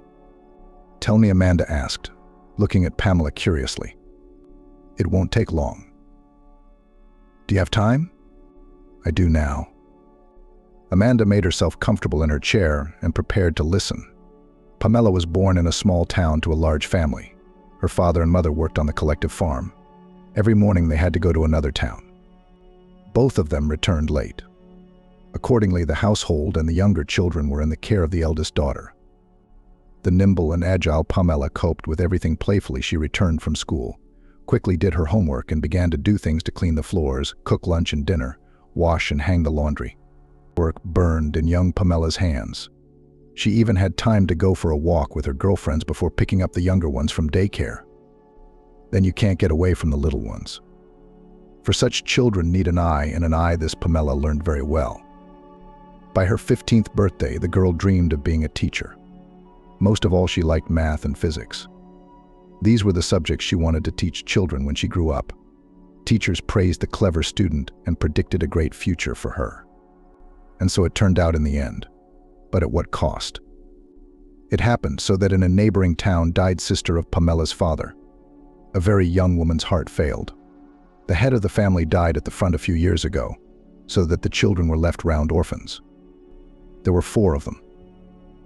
Neighborhood children decided to distribute among relatives, and the eldest daughter, 15-year-old Emma, was given to Pamela's family. Emma seemed to be the same age as Pamela.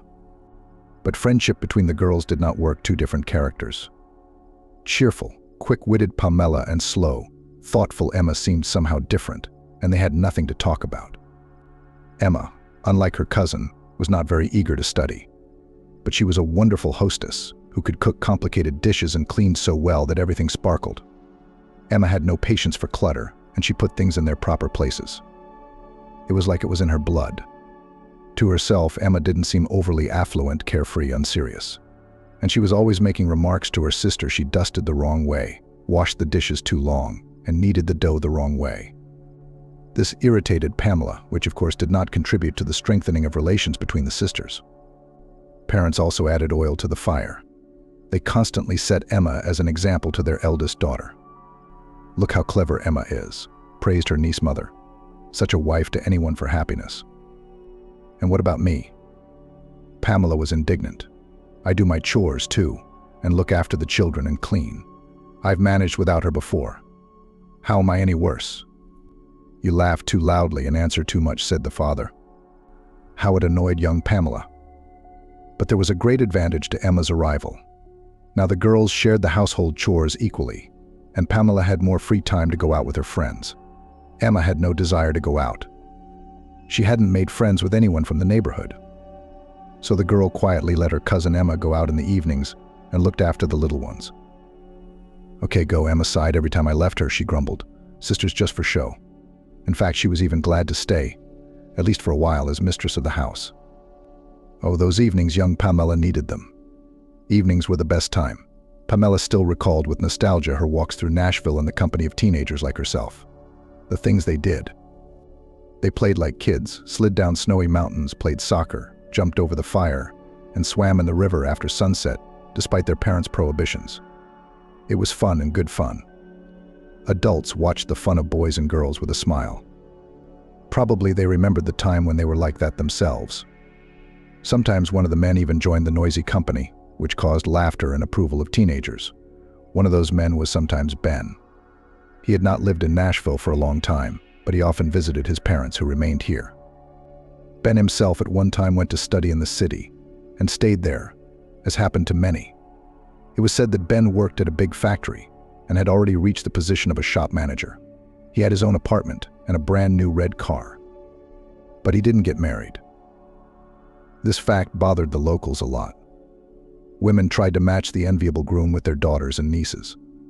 Ben's mother lamented and dreamed aloud of grandchildren. Only Ben himself was in no hurry to marry. In his own words, he was doing quite well as it was.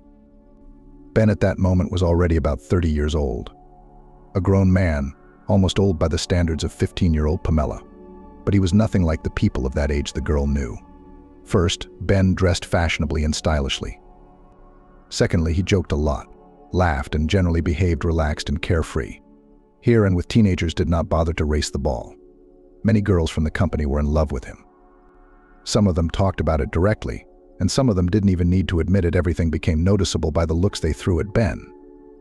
Ben liked talking to young people.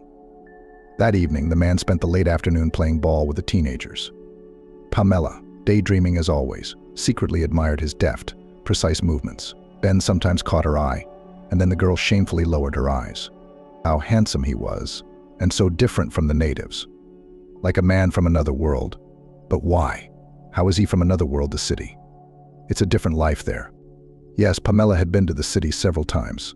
The smart, wide streets, the motley crowd of people rushing somewhere. Squares, fountains, beautiful parks. This splendor even made the girl dizzy. Life in the city was like a never-ending holiday. Ben touched Pamela a few times that evening accidentally during the game. It was as if a lightning bolt struck her at those moments. He didn't seem to notice. When it got dark, the teens went to a bench outside the neighborhood. It was their favorite gathering place.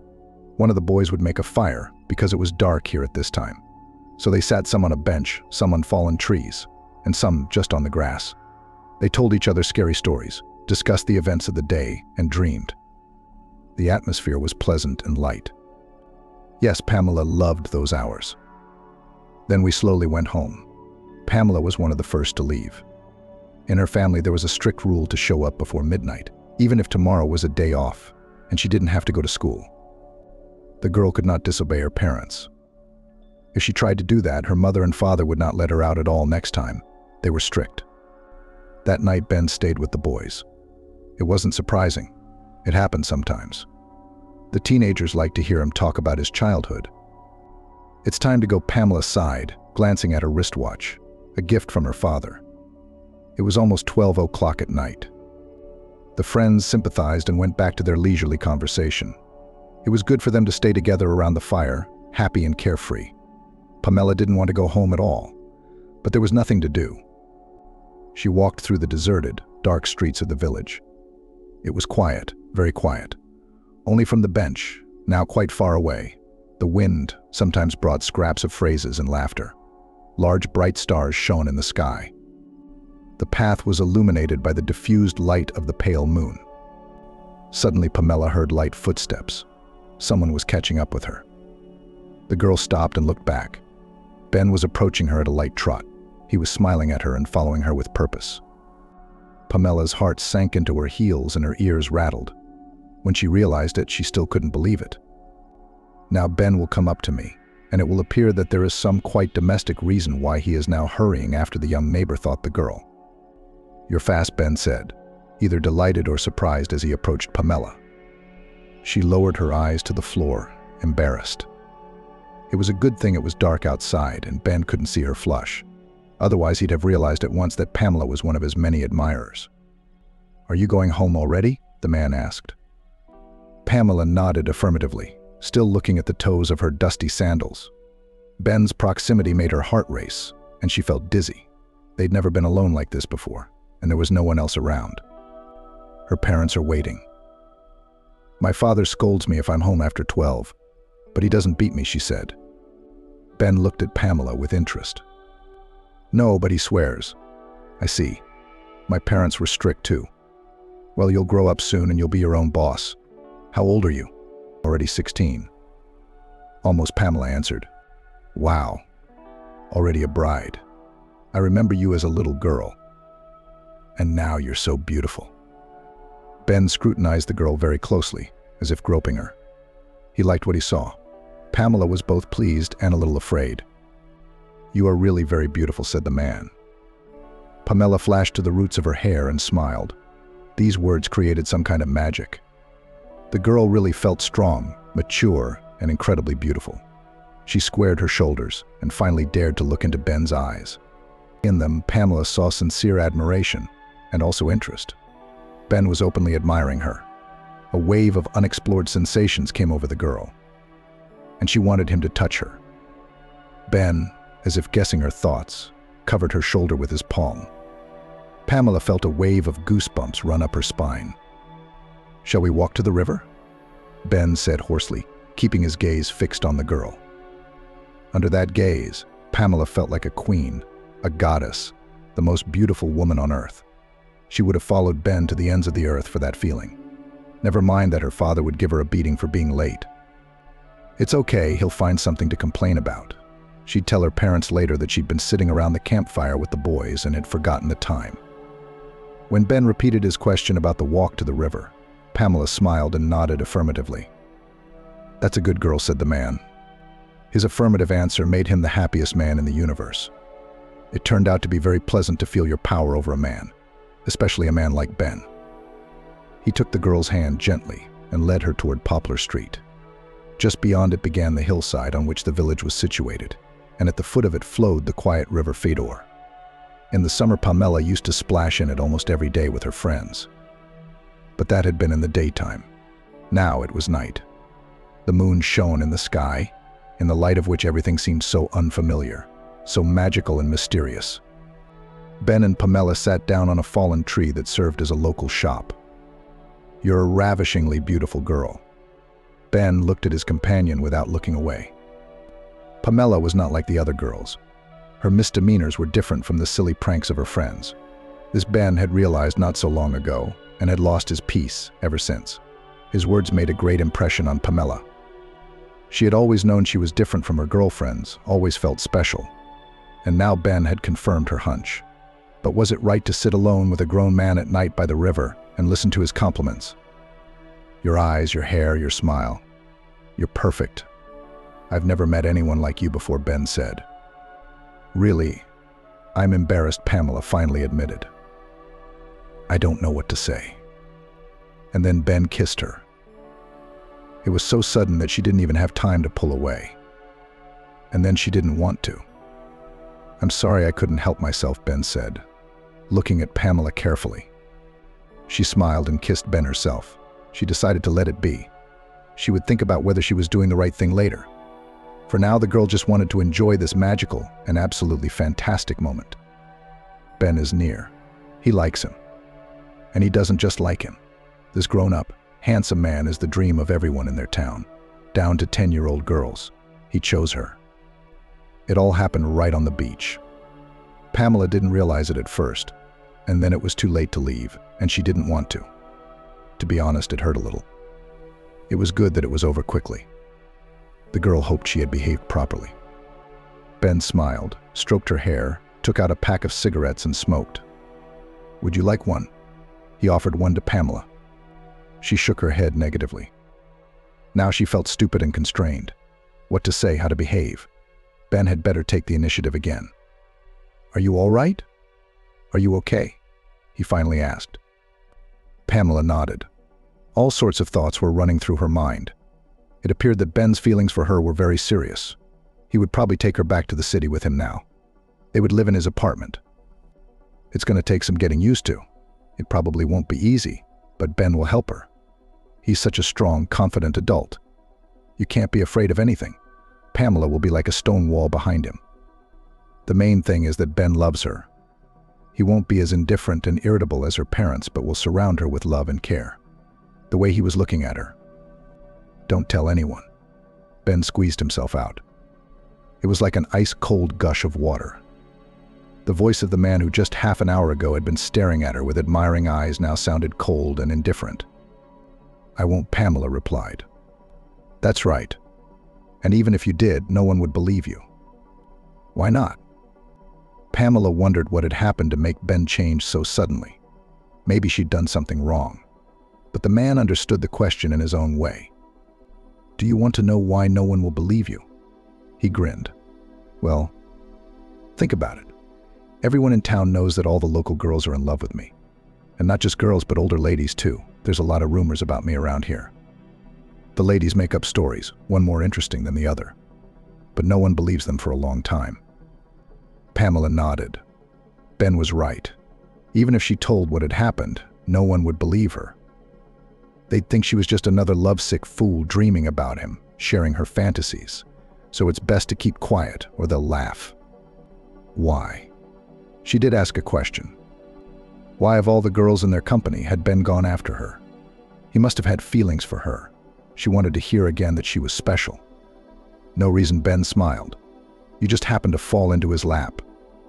He patted Pamela on the shoulder and walked up the slope. The man climbed easily and very quickly. Pamela sat on the bank for a while, thinking about what had happened. Tears ran down her cheeks. She had already believed that happiness was near. She had even begun to think of herself as an incredible beauty. To think that in her mind Pamela had already moved to the city, to Ben's apartment. You've got to be such a fool. She wasn't special, and if she was, it was in a bad way. I don't think any of her friends could have gotten into such a mess. And Pamela? She's hanging her ears, feeling like her favorite fool. But there was no turning back the clock, and the girl made a decision that seemed to her at that moment the only right one. She forgot about what had happened, hid the events of that evening in the hidden corners of her memory. There was nothing, that's all. At home, the girl got it from her father. She patiently listened to her parents moralizing. She was not even shaken by another comparison with Emma, who had long since slept in her bed. Why take offense at the truth? Her father was right. That's just the way it was. Since then, she hadn't been drawn to the outdoors anymore. No, she hadn't become despondent or fearful. She just didn't want to go to her friends because she might meet Ben, and she didn't want that at all. It was too painful, too hard, and Pamela would feel dirty and stupid around him. After all, he knew her secret, he did, and now he saw her through completely different eyes. The parents did not notice any change in their eldest daughter. They were too busy with work, household chores, fiddling with the kids. But Emma, sensitive Emma, immediately suspected something. One day the cousin couldn't bear to ask her directly. What happened that night? I can tell something's wrong. Your face is gone. Did you have a fight with your friends? Golden untruths were spilled. You guys fight all the time, but you make up all the time. This is different. You haven't set foot outside in 2 weeks. And before that, you couldn't stay indoors for a day.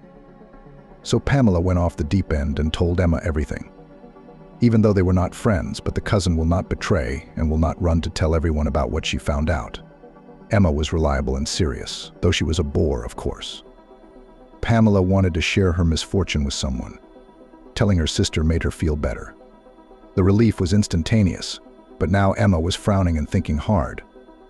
You do realize it's a crime, she said at last. What? But what he did. He belongs in prison. You're a minor, a child, and he's a grown man who took advantage of your inexperience. Pamela didn't see her story that way.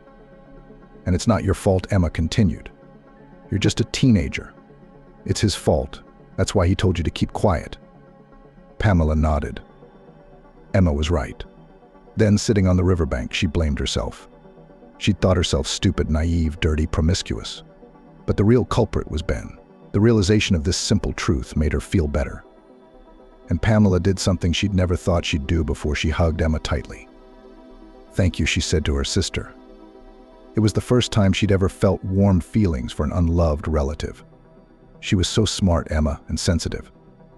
Are we going to tell our parents? Emma asked. No, not at all. Pamela objected. I want to forget the whole thing as soon as possible. You realize that even though it was his fault, it would still be a shame for me if people found out. Emma nodded understandingly. Of course, she knew what her sister was worried about. Reputation is a very fragile and important thing, especially if you live in a small town. Okay, let's just forget about it. Emma nodded. But forgetting it didn't work. 3 months later, Pamela was horrified to realize she was expecting a baby. It was October. Vacation was long over. Ben had left town even earlier. After he left, Pamela breathed a sigh of relief. Still, the proximity of this man was very tense. even though he tried to stay away from her. But Pamela remembered perfectly well how her pregnant mother had walked. And of course, in her 15 years, she knew the main signs. She had them all at once. Nausea, increased appetite, a tugging sensation in her abdomen, and most importantly, a delay. She hadn't noticed it at first. It had happened to her before. But soon it became impossible to ignore the troubling symptoms. She couldn't even tell Emma about it, but she couldn't hide the shame of it either. What to do? What to do? It's a disgrace. They'll start looking for the culprit. No one will believe that Ben is the baby's father. It's useless to even say anything. This man has an impeccable reputation. He's the standard bearer for the locals. And Ben's right. A lot of the girls in town have a crush on him, and they make up stories about him from time to time, that he gave them a special look, or a hug, or a kiss. Or maybe it's all stories. But nobody believes the girls. So they'll definitely look for the culprit. And they'll probably assign it to some boy who can't justify himself. Andrew, most likely. Andrew lives near Pamela. They're kind of friends. They cheat off each other's homework. The kid sometimes carries heavy buckets home for the girl. The kids even tease them about being bride and groom over the summer. Andrew's the one who's going to get suspicious. Poor fellow, he'll have a hard time, all because of her. The mother will weep and quietly hate the daughter who brought such shame on the family. The father will probably even benefit, won't he? I don't think so. He is holding on, sometimes, and for smaller misdemeanors handed out to children slaps, and often recalled those times when young people birching, considering such methods undeservedly forgotten methods of education. Life became a nightmare. Pamela would become an outcast. Other girls will be forbidden by their families to even go near her. And the child, what will happen to him? The world will be hostile to him long before he's born. And then it'll get worse. Pamela can't handle it, definitely can't handle it. This life. What's it for? At night, when everyone was fast asleep, Pamela cried quietly into her pillow so as not to wake anyone. Surprisingly, the tears brought relief. Temporary, though. The girl desperately tried to find a way out to hide the pregnancy, and then quietly give birth somewhere and leave the baby in the forest. No, it's too complicated and scary. And could she leave a defenseless baby to die? It's not his fault. Try to terminate the pregnancy herself. It seemed like a lifesaver at first. Pamela carried heavy buckets and steamed for long periods in the bath she knew from her mother, who had been pregnant several times. When her daughter was already old enough, all of this was dangerous for women in childbirth. But her baby seemed to be strong. Nothing helped, the baby stayed inside. Moreover, it was actively growing, because Pamela already had a belly, still almost imperceptible, very neat. But that was just the beginning. Pamela was not herself. At school, did not listen to teachers, did not do her homework. The girl forgot about her dream of becoming a teacher. What kind of career plans can there be when there are such problems? And Pamela is not studying now. She will have a child in her arms. She would be a single mother in front of everyone. And so young. Emma tried to rouse her cousin. She thought she was worried about the story from the summer, but Emma had no idea it was more serious than that. And Pamela hadn't told her, but she couldn't say it out loud. One night, lying in her narrow bunk, Pamela decided that it was all too hard for her, too unbearable, and she didn't want this life at all, because there would be nothing more good. Only tears of shame, sighs, poverty, general disapproval, reproaches, even beatings of parents. Is it worth clinging to such a life? And she suddenly thought of the Albany River, flowing at the foot of the hill on which the town settled. It was on the bank of the river that the event that had divided her life into before and after had taken place. So it would end there, Pamela decided. She got out of bed, trying not to creak the springs, grabbed from the table the long silk ribbon that Emma used to weave into her thick braid in the mornings, and slipped out of the house in a light nightgown that reached almost to her ankles. It was already October, and her arms were immediately covered with gooseflesh from the cold, but it would not be long before Pamela could feel nothing at all. She hurried toward the river, almost running, for she was afraid to change her mind. She stopped at the water's edge. She had to tie her hands with this ribbon, so that at the decisive moment she would not slacken and swim out. Pamela struggled, but managed to do it. Soon her hands were bound wrist to wrist. She could not swim out now. All that remained was to enter the river and take a few steps. The river was not wide, but it was deep enough. Children were not allowed here without their parents. A pale moon shone from the sky, about the same as then, a silent witness to Pamela's terrible secret. The girl stepped into the icy water. The river burned her feet with cold. But Pamela took another step, then another and another. And now the water was almost up to her chest. There was not much more to go.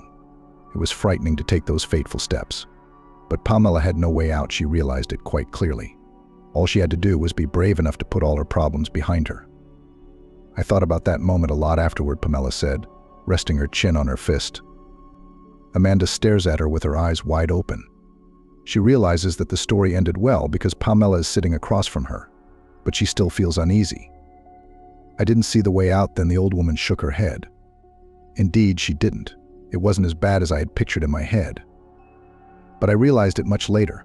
If it hadn't been for a happy accident, I wouldn't have realized it at all.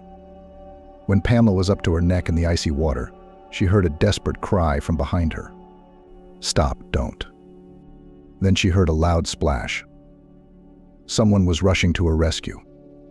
The girl froze. The situation seemed too unreal. Then she slowly turned around. It was Emma, wearing a nightgown as long as Pamela's but with her father's robe over it. Emma reached her sister in no time and dragged her toward the shore. Pamela resisted. Soon both girls were on the ground, drenched, freezing, shivering. Get home. Stern Emma commanded. You'll catch cold. Pamela nodded. Emma looked at her sister's bound wrists and sighed. Then she quickly untied the tape, took Pamela's hand, and the girls ran home. They quickly changed into dry clothes and dived into their beds, each in her own. But a moment later, Emma was under the covers with her sister. I knew something was wrong with you a long time ago, she whispered. I've been watching you. What are you up to? Why would you do something like that? You don't know anything, Pamela sighed. She was shivering, even though she was warm under the blanket. Perhaps it was fear that was beginning to realize what she had almost done. So tell me, Emma demanded. I won't tell anyone, Pamela said. Emma lay silent and obviously thinking about something. You fool, she said at last. Why didn't you consult me at once? Your problem is easily solved. And Emma told about a witch doctor from their native village, who had been curing women in their village and the surrounding villages of unwanted pregnancies all her life, and whoever went to her, even rumored to have come from the city. She helps young girls too, Emma continued to share information. She helps them for free, just because they have no other choice. And with the adults, Miss Hannah asks for money or groceries and she will help. Emma looked at her sister hopefully. Was there still more to come? Did Pamela really have a way out? Of course she does, Emma said confidently. Tomorrow, after school, I'll go to Miss Hannah's and make all the arrangements. And Emma was serious, reliable. She certainly didn't fail. The next day she had a plan ready. Emma had asked her parents to stay with her old friends in a neighboring town for the weekend and supposedly decided to spend time with her sister. In reality, the girls were going to stay at Ms. Hannah's cabin for 24 hours. The old woman was already waiting for the girls. She warned the sisters that it would take time for Pamela to recover from the procedure. That's why Emma had made up the story with her friends. Pamela was scared of a lot of things: pain, failure, exposure. And she was ashamed in front of this stranger, Ms. Hannah. Although Emma convinced her that she had seen all sorts of things in her life and treated everything with understanding, even pities young girls in trouble. That's why she helps them for free. Ms. Hannah lived in a small house on the edge of town, a cozy, clean, bright house. Pamela even smiled when she saw it. She had imagined the witch's lair quite differently: dark rooms with old-fashioned windows, bundles of dried herbs hanging everywhere, a skinny black cat with evil eyes. There was a cat, but it was ginger, fat, fluffy, indifferent. Miss Hannah received the girls cordially, gave them tea, asked Pamela about her trouble. She told Pamela everything without a secret, because she knew that this old woman would understand her and would not condemn her. Ms. Hannah nodded silently, shook her head, and whispered something cursing to Ben under her breath.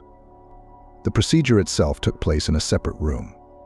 Pamela had to lie down on a special table, hard, long, cold. It was painful. Despite the fact that Miss Hannah had given the young patient some kind of potion beforehand, Pamela bravely endured. She tried not to show that she felt anything at all. But at one moment the pain became so unbearable that the girl lost consciousness, simply blacked out, fell into darkness. When she came to, she saw Miss Hannah and Emma leaning over her. She herself was already lying on the soft bed. Both had worried faces. "Well, thank goodness you're awake," Miss Hannah exhaled. "I thought it was over." "Is it over?" Pamela asked in a weak voice. She felt pain in every cell of her body, not as sharp as the pain on the table, but still. "Yes, it's all over, Ms. Hannah replied. "The baby was clingy. I could barely manage it. I've never seen such a stubborn one. He almost took you with him. But you're young and strong. You did it." Pamela was frightened. She was afraid Ms. Hannah would say it was all for nothing, that the pregnancy was still developing. "I don't know if you'll be able to be a mother now that you're older, Ms. Hannah said. "I don't think so. The procedure was too hard, not without consequences. It happens." Pamela breathed out a sigh of relief. What did it matter what happened years from now? The main thing was that everything was fine now. She could finish school and go to college. All roads were open to her again. Pamela then felt happy and free. Many years had passed. Pamela, as she dreamed, became a teacher of physics and math. She finished school in this city, studied at the institute. The girl tried not to remember what happened to her then. But the story, of course, left an imprint on Pamela's behavior. She became more experienced, wiser, more cautious, and no longer allowed dangerous situations in her life, avoided guys. Pamela did not trust men, and even planned to live her whole life alone and independent. Other girls aspired to marry, dreamed of family life.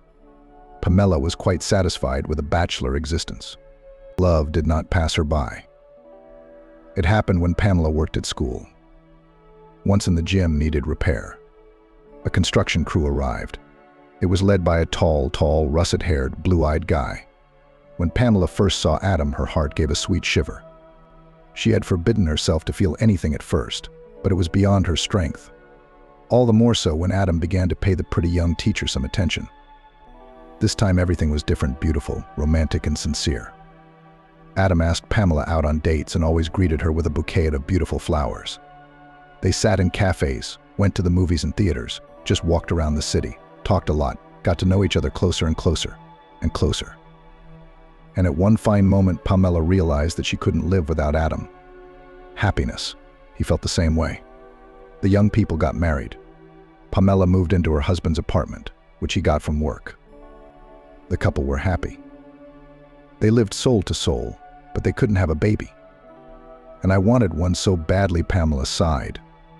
Of course I knew what was wrong. Hannah had warned me that there might be problems with children in the future. But at the time, having just gotten rid of the problem, it didn't bother me at all. A sad Pamela told her husband all about it. She didn't want there to be any secrets between them. Pamela was mentally prepared for Adam to leave her. Who would want someone like that? But he only hugged her tightly and told her it wasn't important.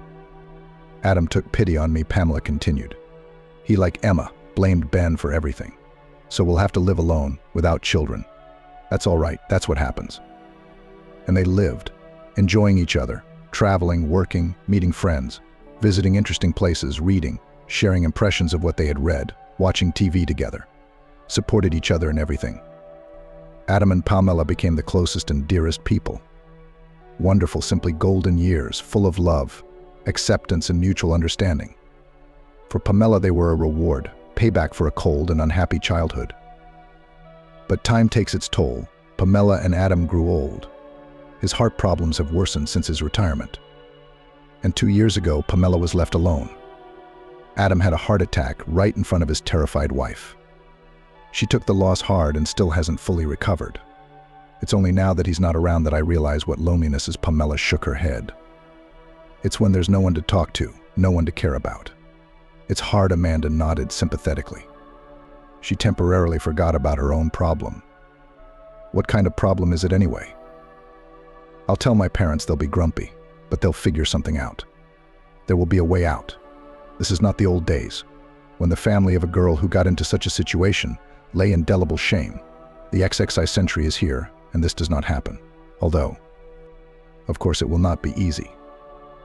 The apartment is small, and there's a new baby. Do you know what I was thinking? Pamela suddenly smiled. What if you came to my place and rented a room from me? Not for money, but for domestic help. I'm old, weak.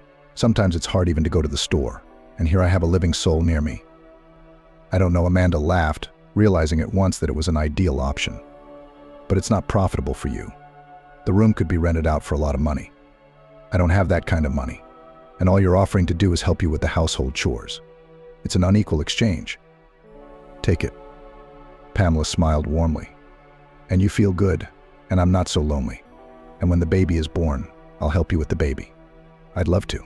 I've never had children of my own. So I just love babies, Pamela continued.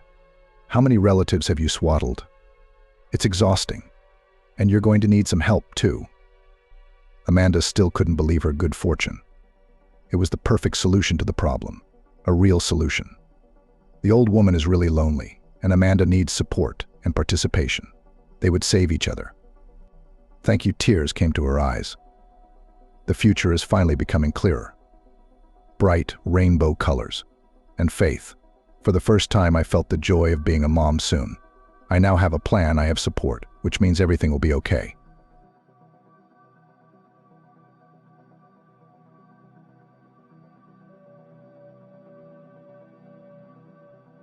Deciding to follow her husband, the wife saw him getting on the wrong train and hopped on. Mom, Dad, I want you to meet my boyfriend. Or rather, already with my fiancé, Emily said one evening when they were sitting together at dinner. Susan gasped. Emily, how so? How long have you been dating him? And you haven't even said a word to us. It's all secret, all secret, all secret. Mom, but why not? We've been dating for a while, Emily replied. Michael came to see me with an injury. Anyway, it's been 2 months now, but the intentions are serious for both of us. Daughter. Congratulations to you, pronounced the father, who had been silent until then. And when you had time to grow up, I didn't even notice. Time has flown by so quickly. You've graduated from the University of Medicine, you've begun to work, and now you're almost a bride. Yes, said the mother thoughtfully. I want a family like yours. You've always been perfect for me, Emily said. You talk to each other a lot, still write messages to each other. Respectful to my brother and me, among others. I even gave you guys as an example to Michael and told him that you were the standard of a perfect relationship for me.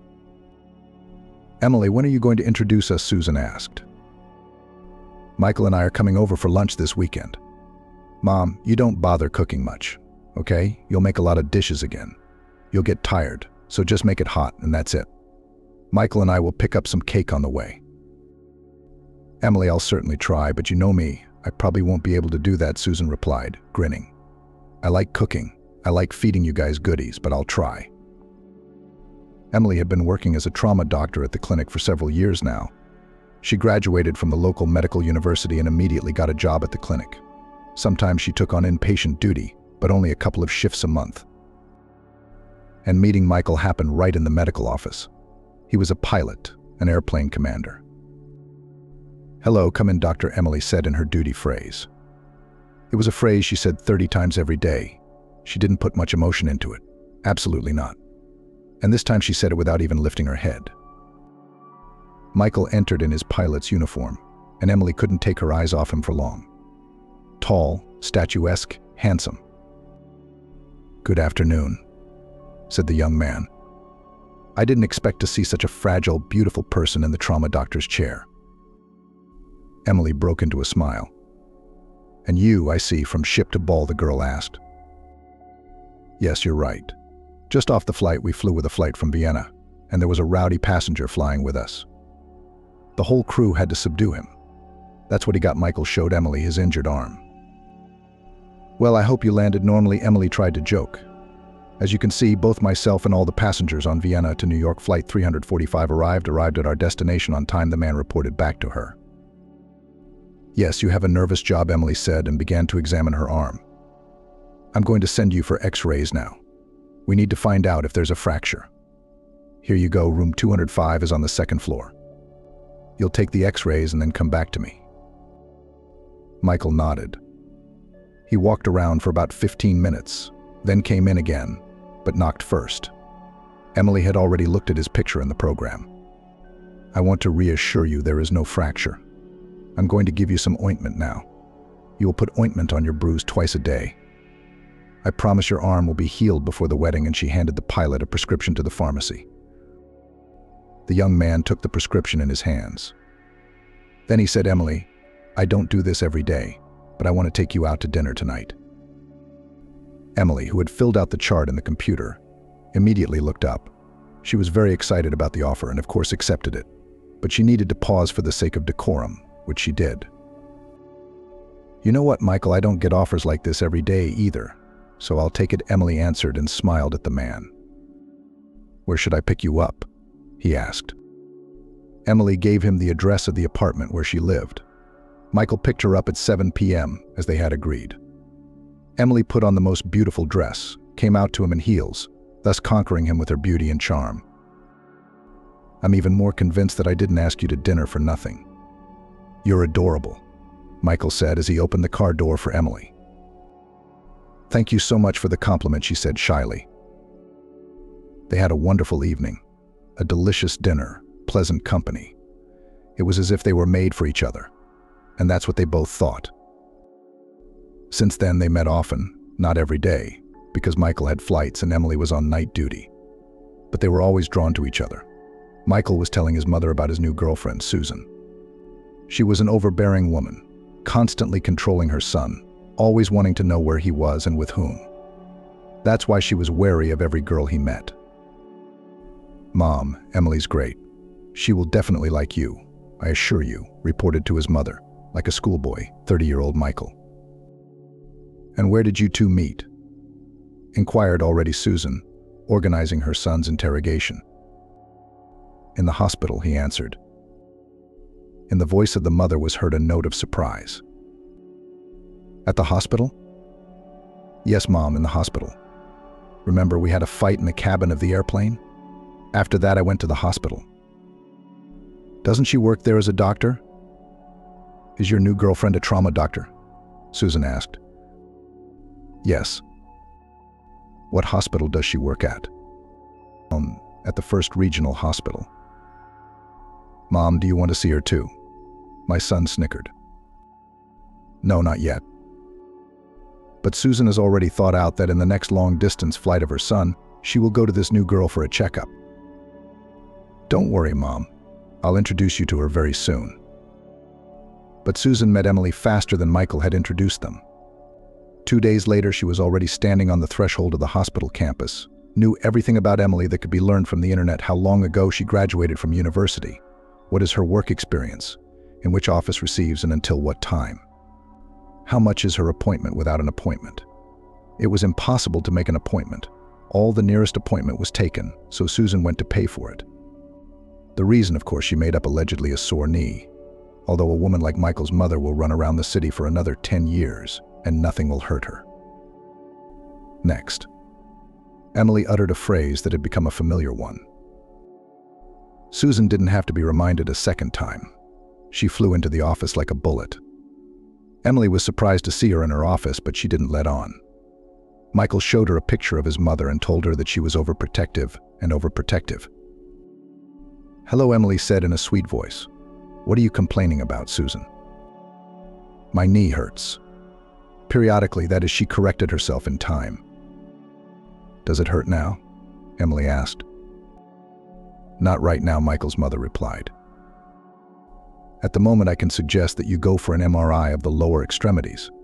We'll see what kind of treatment will work best for you and what's wrong with your knee, because joint problems are very common in women your age. Let's go." The woman didn't want to go anywhere. That's not why she came here. "No, not right now. Maybe later." "Emily, that's not why I came here at all." The girl, who had been writing something in the patient's medical records, stood up from the table and looked at her in surprise. "Why did you come, Susan?" Emily said. "I can guess, though. You're Michael's mom. He's told me a lot of nice things about you." That made Susan smile. Really," she answered calmly. And I want to know from you about the seriousness of your intentions for my son. Michael, he is my only son, and I do not want him to be used and abandoned as second-rate material. You have no idea how much I care about him. Yes, he works hard, he has money. Susan Emily interrupted her monologue. I have very serious intentions for Michael. I love him, and I want to spend the rest of my life with him. I'm not the kind of girl who takes advantage of a man and leaves him. Don't worry. Now, if you have everything, you can go with your knee if you want to, and if it is really hurting, you can get it sorted out. Come in by appointment or call me, and I'll make an appointment for you myself. The patients sitting in the hallway are waiting for my appointment too. Susan got up from her chair. She wasn't very pleased that Emily had asked her to leave so unceremoniously, but she didn't let it bother her. Very good, Emily. All right, I'll go. I hope Michael introduces us very soon. And I also hope Michael doesn't find out I'm here.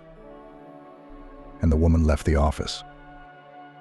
At the end of the workday, Emily pondered the arrival of her potential future mother-in-law. Why had she come like that, unannounced? She considered her arrival to be insolent and rude, but she wouldn't tell Michael about it. After all, it was his mother, and she wished him nothing but the best. Emily also wondered what impression she had made on the woman, but of course she wouldn't know about that either, because Susan wouldn't ask about it directly. Emily had been very stressed about her mother's condition lately. Susan was thoughtful, but did not say anything, although they had a very trusting relationship. Although Emily lived separately, she came to her parents' house several times a week. Or they met with her mother on neutral territory in a cafe, at the theater, just in the park. Susan had recently begun to notice her husband's coldness toward her. She and Jason had been together for 30 years, and all that time it seemed to Susan that they treated each other very tenderly.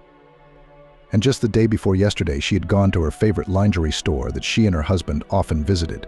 She needed new pajamas, and in front of the store entrance, she saw her husband's car.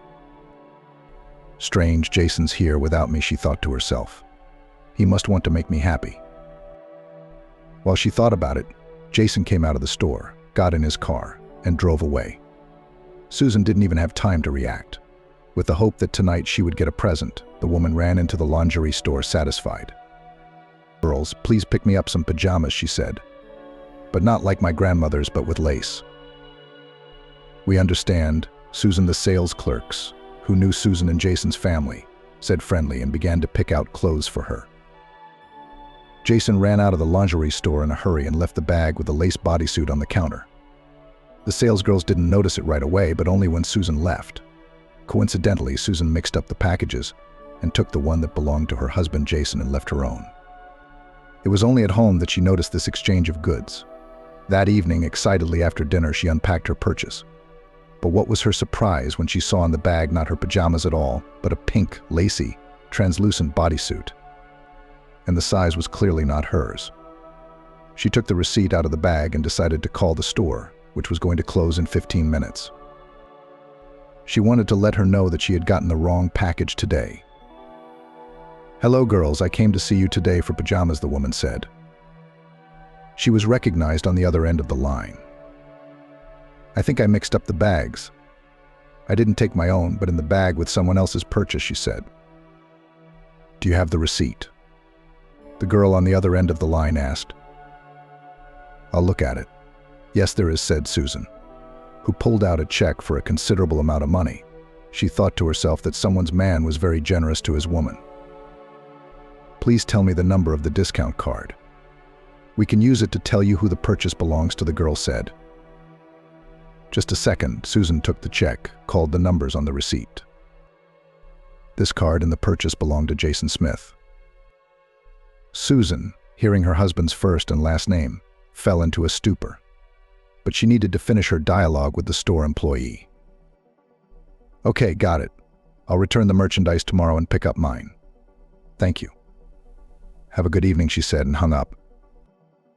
After the conversation, she once again went to the gift bag that contained the item that wasn't hers, unfolded the bodysuit. It was about a size 44. Susan's size now was closer to a 58. This before, about 15 years ago, she might have fit into this bodysuit, but definitely not now. "Who's this for?" "Jason bought lingerie." Did he have a mistress? Questions immediately began to pop into her head. The thoughts made a cold sweat run down her spine. No, my husband is not capable of that. We have lived in love and harmony for 30 years. Raised 2 children. Susan thought. She sat down in the chair and couldn't move. It was as if she had been electrocuted. It was the phone call that brought her out of her thoughts. Susan, hi. Why aren't you answering your phone? It was her best friend Ashley calling. Hello? Susan, can you hear me? I can hear you, Susan mumbled quietly. Susan, what's wrong? What's wrong with your voice? I don't know. I think something's wrong. Can I come over now? Ashley asked, who was in the neighborhood where Susan and Jason lived. Yes, come over, I'm home, Susan added and hung up. She sat in the chair with the same unfortunate pink lace bodysuit in her hands until Ashley arrived. Here, look, she handed Ashley the bodysuit. What is it? Ashley asked, surprised, twirling the underwear in her hands. A bodysuit. My husband bought it for someone. Susan told her friend the story. Well, Susan, what if it's a mistake? You've already got yourself in a twist, her friend consoled her. Yeah, do you believe in this idea of a mistake? Jason was buying lacy lingerie, and it wasn't for me, Susan summarized. I saw it with my own eyes. Yes, you did. Don't you want to ask him yourself? You've always said that Jason and you have a trusting relationship, Ashley suggested. I guess I'll have to do that. But I'm afraid I'm going to have to do it, because then my whole idea of a perfect family will be destroyed overnight. But it's better than not knowing, Susan said. Let's have some tea, because I'm so thirsty. She bustled around the stove in the kitchen. Ashley stayed at her friend's house until evening, and then she left. Her presence calmed Susan a little, but the arrival of her husband from work brought her back down to earth. She decided not to tell him about the purchase she'd discovered. Hey Jason, how was your day? Susan asked her husband as usual. The same, sweetheart. As usual, Jason replied tiredly. Sorry, I won't eat dinner. I'm going to take a shower and go to bed. I have to get up early tomorrow, and I have an important meeting in the morning. I'll lie down in the living room so you won't be in the way. Susan tried to say the words in a firm voice so that she wouldn't show her husband her resentment. She wanted him to say, beloved, this is not disturbing me at all. I want to sleep tonight only with you. Therefore, what living room? But alas, the reality was quite different. Okay, Jason said, and went straight to the shower. Susan could hardly hold back her tears. In the morning, Jason left at about 6 a.m. Susan had just gotten up. Susan had just had time to get up when he ate breakfast and said, I walked over to my wife, kissed her, and left for work. Susan was alone. Emily, hi. Susan called her daughter for advice. Can I see you tonight? I'm sorry, Mom, I can't. I thought we said Friday, Emily replied. Did something happen to you? Yes, I did.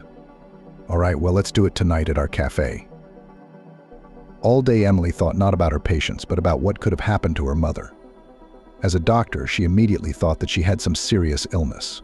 Therefore, in the evening at the cafe, the girl began with the topic of illness. Mom, don't worry. Nowadays, almost everything can be cured. We'll find you the best clinic, even abroad. Emily, what are you talking about? Susan couldn't hide her surprise, despite her daughter's pained look. I'm not sick. You mean you're healthy? I thought you'd found out you were ill, and that's why you've been so brooding lately. No, Amy, that's not the case. Susan pulled herself together to tell her the problem. It's that your father is cheating on me. Emily could not believe this information, as she had found out about it by accident. Susan recounted to her daughter the whole story with underwear, which completely accidentally surfaced in the woman's life. Yes, I never thought that my father could do such a thing, Emily said thoughtfully. Do you know who she is? No, and I want to find out soon. I just don't know how. Amy, I lied to Michael by telling him that we have a perfect family. We're just a normal family with a typical cheating husband. That's how it turns out, as sad as it looks. While the women were talking, the waiter brought them coffee. Thank you very much, Emily thanked him for the order. The waiter nodded in response. Mom, we need to think of a way to get him out. Let's think about it together. I just don't know how to act in a situation like this, because it's the first time I've been in it. And Susan cried softly. Mommy, please calm down. No one deserves your tears. I know it hurts, but we'll get through this together. Emily hugged her mom tightly. That night, Jason came in and said that he had to go to his mother's house in another town, that she was supposedly sick. I'll take the train. It'll be faster and there won't be any traffic. I'm leaving tomorrow night. Maybe I should come with you, Susan suggested timidly. No, not yet, he replied quickly. You know your mother doesn't like you very much, don't you? Let's not traumatize her just yet. All right, Susan sighed. She had no relationship with her mother-in-law, no matter how they tried to make it work. Her mother-in-law was a bossy woman who wanted Jason to be with her. And when Susan came into his life, she didn't take kindly to her. Grandchildren Emily and Anthony loved immensely. But Susan never accepted. And Susan was very upset by this fact.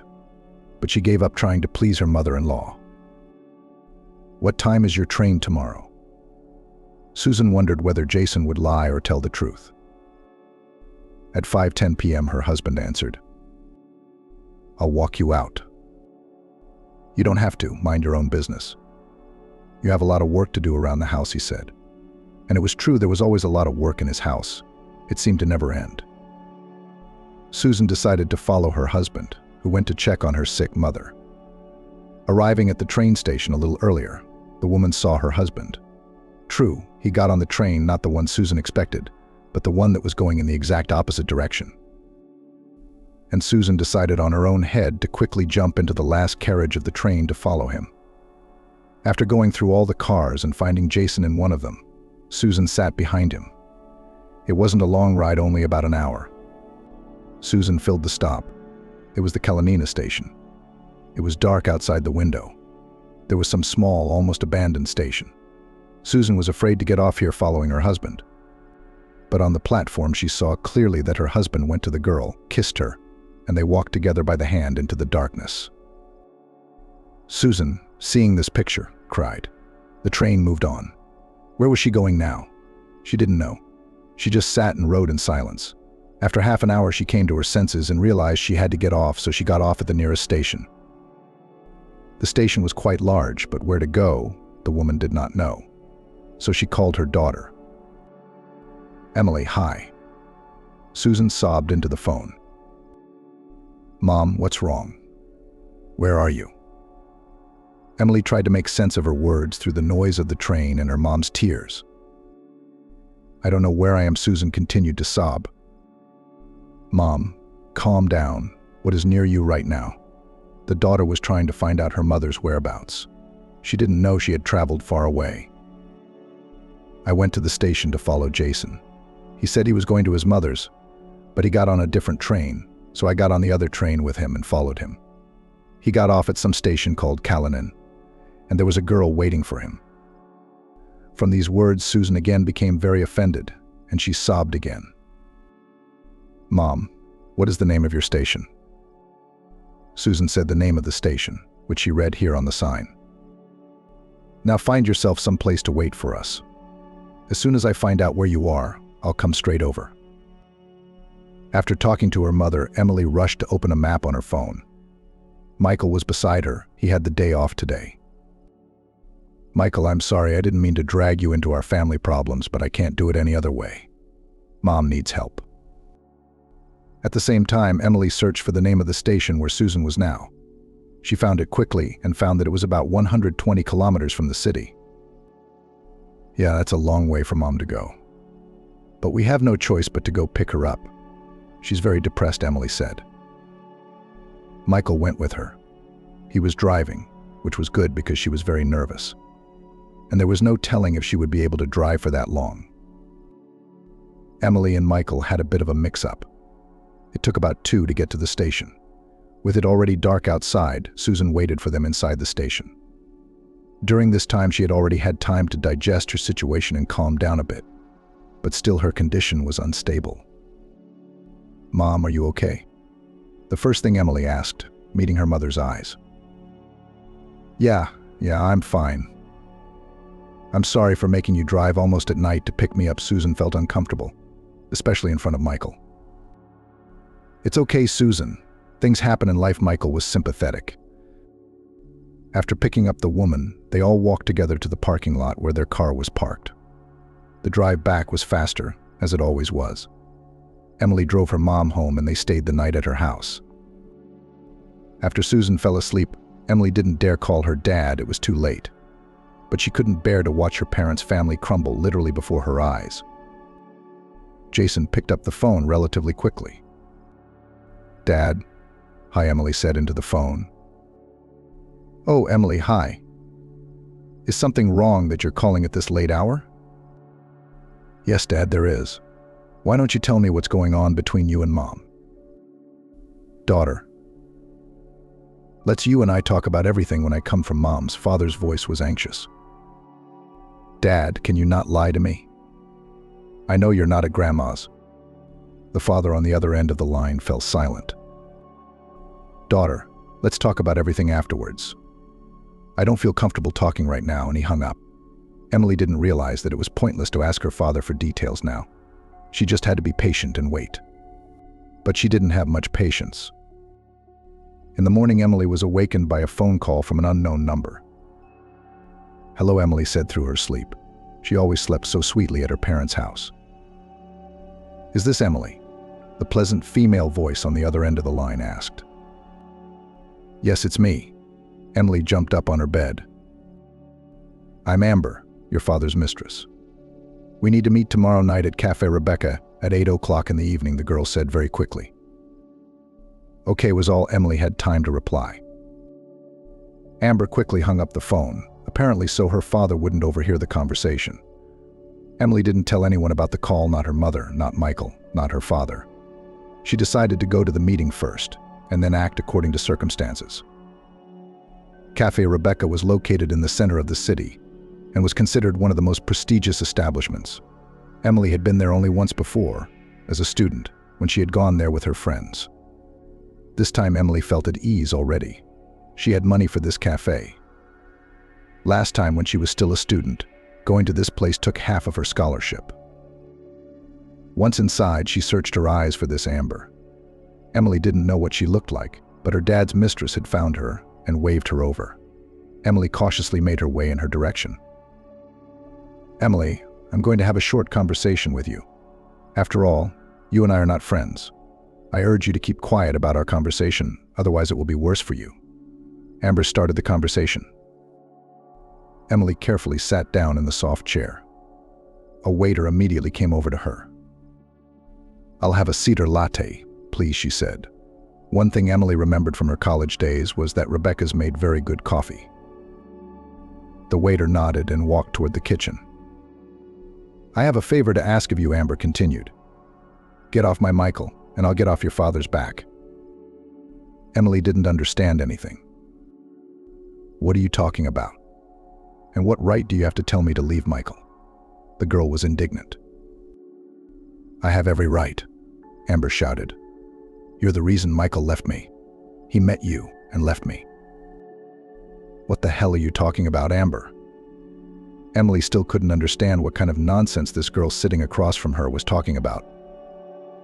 "Before Michael met you, he and I dated. He was in love with me, and then he met you, and he turned his attention to you and forgot all about me. But I didn't let that go.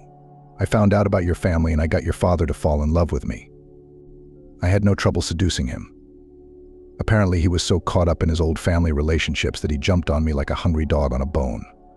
What did your mommy do to him?" Amber laughed. "Don't you dare say that about my mommy," Emily exclaimed. She hated to hear such words about her parents. "What's your dad like in bed?" Amber continued to play. "If you want your father back in the family, leave Michael alone," Amber said and got up from the table. "Otherwise I'll make him marry me, which will completely break your mother. And I'm not kidding. I'm no joke." After saying that, Amber walked out of the cafe. Emily was shocked. The waiter had long ago brought her the cedar latte she had ordered. but she couldn't bring herself to take even one sip of coffee. Finally, she took that sip. The coffee warmed her up so much. And she began to think about what she should do next, whether she should tell Michael or her father or her mother, or leave Michael for the sake of bringing her father back into the family. Would her parents be able to maintain a good relationship after all this? Emily was at a crossroads. She then decided to just talk to her father about what was going on between him and her mother. The next morning, after canceling an appointment at work, Emily arrived at her father's workplace. "Emily, what are you doing here so early in the morning? Why aren't you at work?" her father asked indignantly. He was uncomfortable that the whole mistress thing might come out. "Dad, I came here so you could tell me everything. I don't recognize Mom. She's completely exhausted. Tell me, who is this woman?" Emily went straight to talking about the mistress. "She's a flight attendant," Jason replied nervously. "But it's clear to me now," Emily said out loud, thinking she was speaking to herself. "What has become clear to you, Emily?" "I don't get it," her father was perplexed. Nothing. "Dad, how serious is your relationship with this Amber?" "Oh, you already know her name." "Good for you," Jason said ironically. "Stop being ironic, Dad. Our family is crumbling before our eyes. How serious is your relationship with this woman?" "Honestly, daughter, I had a crush on her, but I didn't think it would go this far. Admittedly, the initiative came from her. But of course she wouldn't have missed out on a man like you, wealthy, successful, athletic, and handsome." "Dad, don't start talking about Mom. Have you seen the state she's in? Or are you only interested in your job and this Amber?" Emily was ready to explode, but held back as best she could. "I'm not ready to leave the family yet," her father admitted. "You know I have a lot in common with Susan. I can't leave it all behind like that. But I can't leave Amber either." This is when Emily couldn't take it anymore. "Daddy, don't you realize she's just using you?" the girl screamed.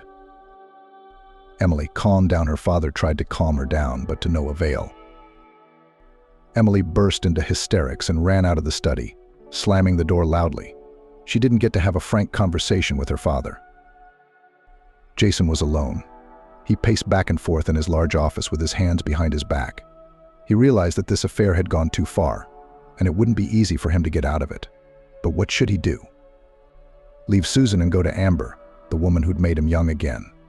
Or live out his life with his wife? He didn't know the answers to those questions, but he realized that his relationship with his daughter Emily had soured. Emily ran out of her father's office, ran to her car in the parking lot, and tried to calm down in the car. She didn't manage to calm down right away. When she was able to drive, the girl decided to go to her mother's house and talk to her. Today was Susan's day off. She was a little surprised at her daughter's sudden appearance. "Emily, why aren't you at work?" asked a confused Susan, who hadn't slept well the previous night. "And what's wrong with your eyes? Have you been crying?" Emily went straight to the kitchen. Susan, without further ado, put the kettle on. "Mom, I saw her," Emily pronounced. "Her who?" "Well, Dad's mistress. Her name is Amber, and she works as a stewardess." Susan was wary of the word mistress, but where had Emily been able to see her? "She called me on her own." Emily began to tell her story, and got upset again, reliving it all over again. "Mom, the thing is, this Amber stole Dad on purpose for Michael. Daughter, are you okay?" "What are you talking about?" Susan didn't realize if her daughter was delusional or telling the truth. "Mom, I'm perfectly fine," she told me herself. "If I want my father back in the family, I have to leave Michael. Allegedly, Michael dumped her and left her for me." "I don't get it." Susan shook her head, trying to put what she had heard in order. "Amber doesn't like Jason at all. That's what I'm telling you right now. She'd gotten involved with him to get back at me. And Jason fell for it. But she's beautiful, young, well-groomed, and she's got a lot of nerve. She told me that I had to leave Michael, and then Jason would come back to you." Susan was silent. She finally got the full meaning of what she had said. "I have a counter question. Do you think I'd want your father after all this? And how disgusting. Jason falling for some young girl, betraying me, betraying the kids. Emily, do you have to move on with Michael? You have to make your own destiny. And if you love Michael, Then by no means sell your love. Don't leave him for this, Amber. If Michael is with you now, then he loves you. Emily, hearing these words from Susan's mom, walked over to her and hugged her tightly. Mommy, but I feel so sorry for you. Can you survive such a betrayal? I can. For your sake, Anthony, I can do anything and survive it, Susan replied. The women were unable to continue the conversation further, as Emily's younger brother Anthony came in from practice. He was still a high school student, finishing 11th grade this year and preparing to go to university. Hi, little brother, Emily said the phrase in a deliberately cheerful voice. Anthony doesn't need to know anything. Hey sis, why aren't you at work? I'm working the second shift today. I just stopped by to see you and Mom. Emily and her mom decided to talk next time. Emily went to work. Michael. She decided not to say anything yet, but she wasn't planning on leaving him either. Amber called Emily 2 days later, though. So, Emily, are you going to leave Michael alone? Mistress, she's never been treated with ceremony. Remember, I will never leave Michael alone. And you stay away from my father after all. I won't. I'm going to make Jason leave your mother, and I'm going to leave her with nothing. You little bitch, Emily almost shouted into the phone. But you'll never get away with it, no matter how hard you try, and the girl herself hung up the receiver. Her hands were shaking from the vile words she had just heard. 2 days later, Jason didn't come home for the first time. Emily had been told about it by his mother. A week later, he told Susan he was leaving her for someone else. He couldn't hide it anymore. Susan, thank you for all the years you and I have been together. Thank you for the kids, for Emily and Anthony. They're wonderful. But I'm sorry I met someone else, Jason said. It was hard for him to say those words. He'd been thinking about them for a long time. But Amber had forced him to leave his family. She'd blackmailed him into losing her, and he'd grown attached to her and couldn't live a day without her. After saying that, Jason went up to his bedroom to pack his suitcase. He did so quickly, and on his way out he added, I'll file for divorce myself. When he left, Susan let the tears fall. In her opinion, it was the end of her family, which she had so lovingly created all this time. But somehow life had to go on. Susan stood by Emily. Amber, learning that Emily wasn't going to leave Michael, freaked out and decided to act out to spite her. Daily, she told her lover Jason to leave the family. Jason, when you leave that Susan of yours and come to me so we can have a full family. I'm going to have a baby for you, Amber told Jason. His mistress took him in her affection, and Jason gave in, plucked up his courage, and told Susan the truth. And Amber rejoiced. After Jason came to her for good, she'd pictured Emily. But the reaction of her powerlessness, her anger at her father for abandoning her mother. But it was Emily's own fault. Amber had warned her. Emily chose not to retaliate against Amber. Spent all her free time at her mom's, which is exactly what her loved ones wanted. Amber, not seeing the wounded response at all, decided to move on. She wanted Michael too, and she didn't need Jason. Michael was her target. So she needed to set up a meeting with Michael. Amber and Michael worked for the same airline. Michael was a co-pilot at first and flew in the allotted hours and proved himself to his superiors in an extremely positive way. He became an aircraft commander. Amber worked for the airline as a flight attendant. She liked Michael immediately. In general, Amber had a love for pilots since childhood. She could not explain it in any way. But she read novels in her youth. For some reason, she imagined her soulmate was a pilot and no one else. When she saw Michael, she realized she was lost. She flirted with him for a long time, trying to draw attention to herself. Michael, who had no girlfriend at the time, fell for her advances and seductions. But he did not feel anything serious about her, and told her repeatedly. But Amber, at that moment, everything was fine. After all, Michael was with her, and it was the most important thing for her. And then Michael met Emily and disappeared. He left Amber, and he was honest with her about everything. She was furious, and she couldn't accept it. She couldn't accept that Michael had traded her for someone else. She didn't immediately follow Michael's new girlfriend. In principle, it wasn't hard to do. Emily had come to the airport a few times to pick Michael up after work. Then she found out all about Emily, her family, tracked down her father, and arranged a chance meeting in the parking lot. Amber went back to her big job to get Michael back, but he never came back to her. And one day, while leaving the airport with Michael, Amber struck up a conversation with him. "Michael, hey." Amber caught up with him. "How are you doing?" "Hey, yeah, I'm good." "Michael, I wanted to tell you that I'm not mad at you anymore," Amber said with a sly tone. "I finally met my love, too." "Yeah, I'm really happy for you. I really am." "I hope he's a good man?" Michael asked. "Yes, he is. And you know him?" "I know him. You intrigue me. Who is he? Tell me." "That's a mystery. Michael, why don't we go to the coffee shop tonight? Or do you want to come over for a cup of tea, just for old time's sake?" Amber needed to lure him into her web. She had a plan in her head. Michael gave it some thought and agreed. "Shall we? I'm not in any hurry right now. Emily's on shift till tonight." "Oh, great, to our favorite coffee shop like we used to." Aha. And Michael and Amber wrapped up at a diner near the airport. "Have you had breakfast, Michael?" No, I haven't. So I'm going to get some cereal with peanuts and tea." "That's right. I do," Amber admitted to him, and ordered all the things she had listed. He ordered himself scrambled eggs and sausage and an espresso. Amber needed to lure Michael to her house at all costs. To do so, she opted for a sleeping pill in her purse, which she needed to discreetly slip into his drink. She had no trouble doing so. When Michael went to the bathroom, she calmly took and added the medicine to his coffee. Only she made a small dosage, so that he did not pass out right here in the cafe. Unsuspecting, Michael calmly ate his scrambled eggs, began to drink. After taking a couple of sips, he felt weak and drowsy. "I guess I'm so tired from the flight today that I'm really sleepy," Michael said, closing his eyes as he walked. Amber realized that now was the time to take action. "Michael, why don't we go to my place? You can take a nap at my place, because it's a long drive home." He couldn't resist, so he agreed.